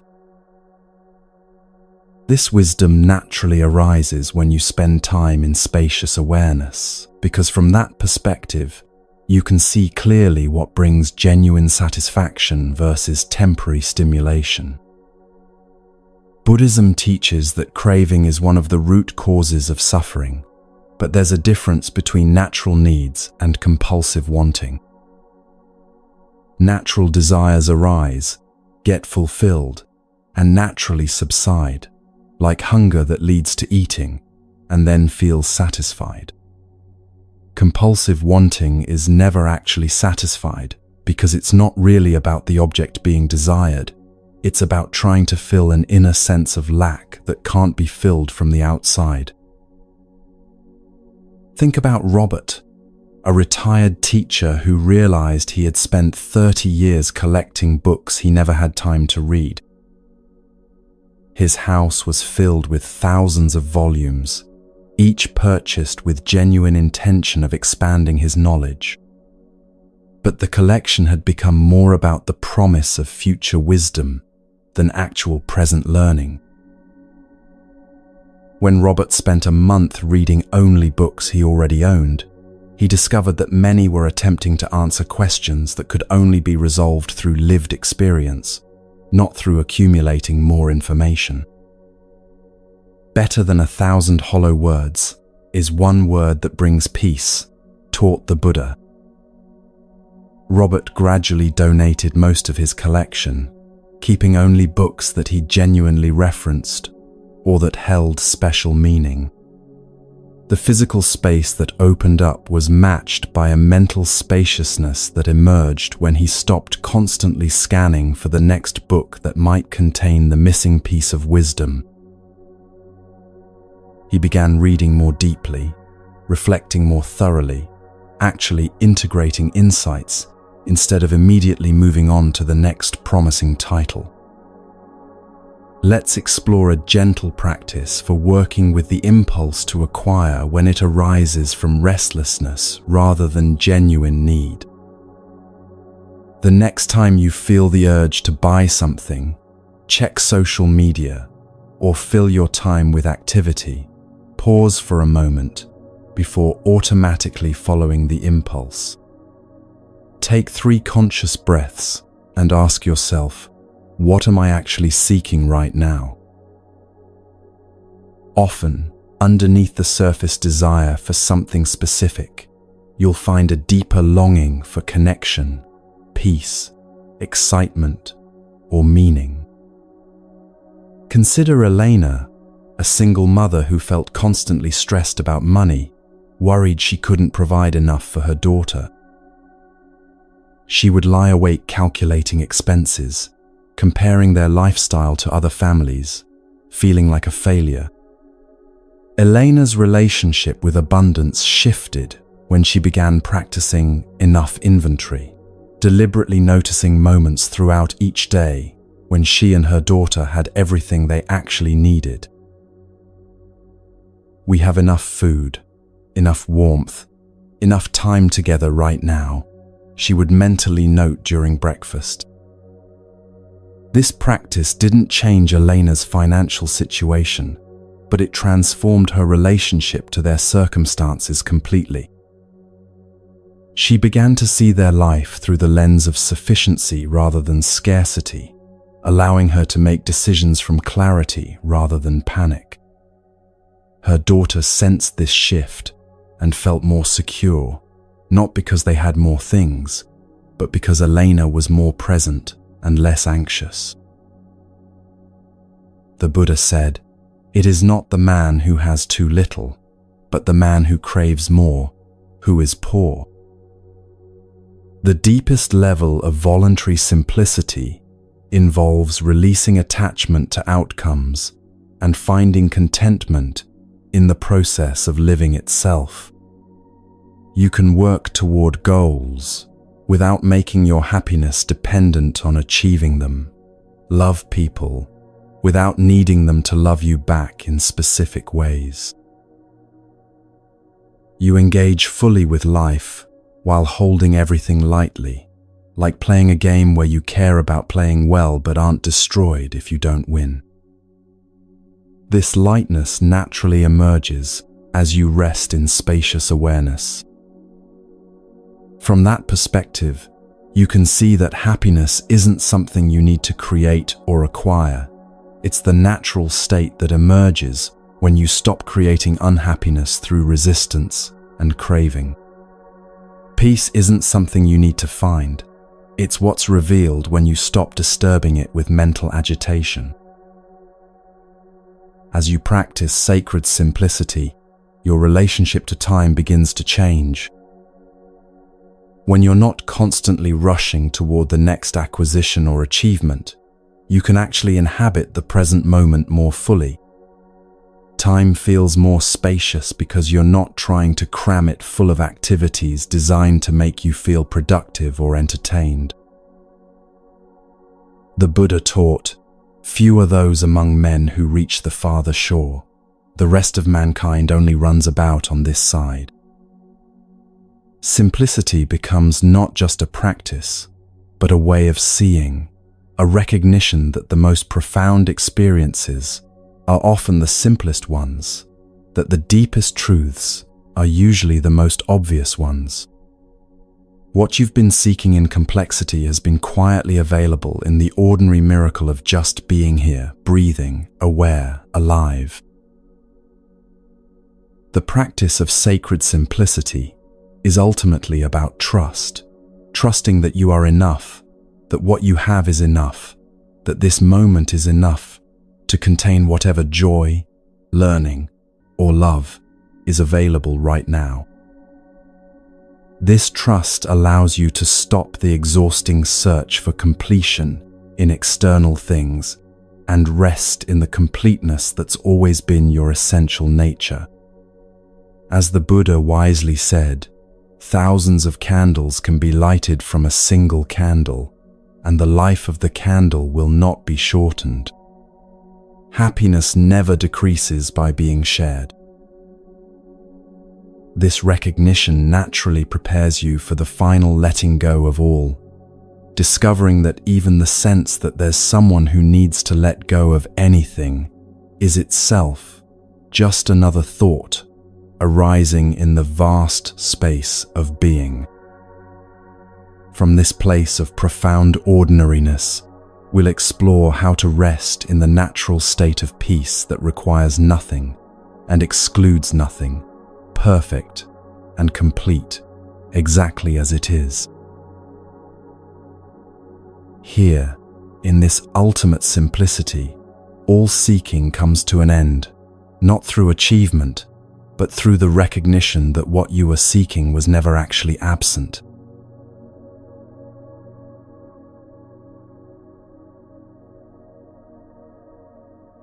As we near the end of this gentle journey together, there's one final recognition that brings everything into perfect simplicity.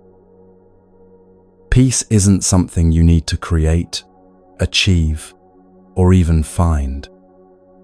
It's what you are when you stop doing anything to disturb it. Like the sky that remains clear and vast whether clouds are present or absent, your essential nature is already and always at peace, regardless of what experiences are moving through your awareness. The Buddha said, "Peace comes from within. Do not seek it without." All the practices we've explored tonight, letting go of resistance, embracing impermanence, resting in spacious awareness, have been ways of removing the obstacles that were hiding the peace that was never actually absent. You weren't broken and needing to be fixed. You were whole and needing to remember. Right now, as you rest here, notice that there's nothing you need to do to be at peace. You don't need to let go of anything more, understand anything deeper, or become anyone different. Peace is the natural state of awareness when it's not grasping or pushing away.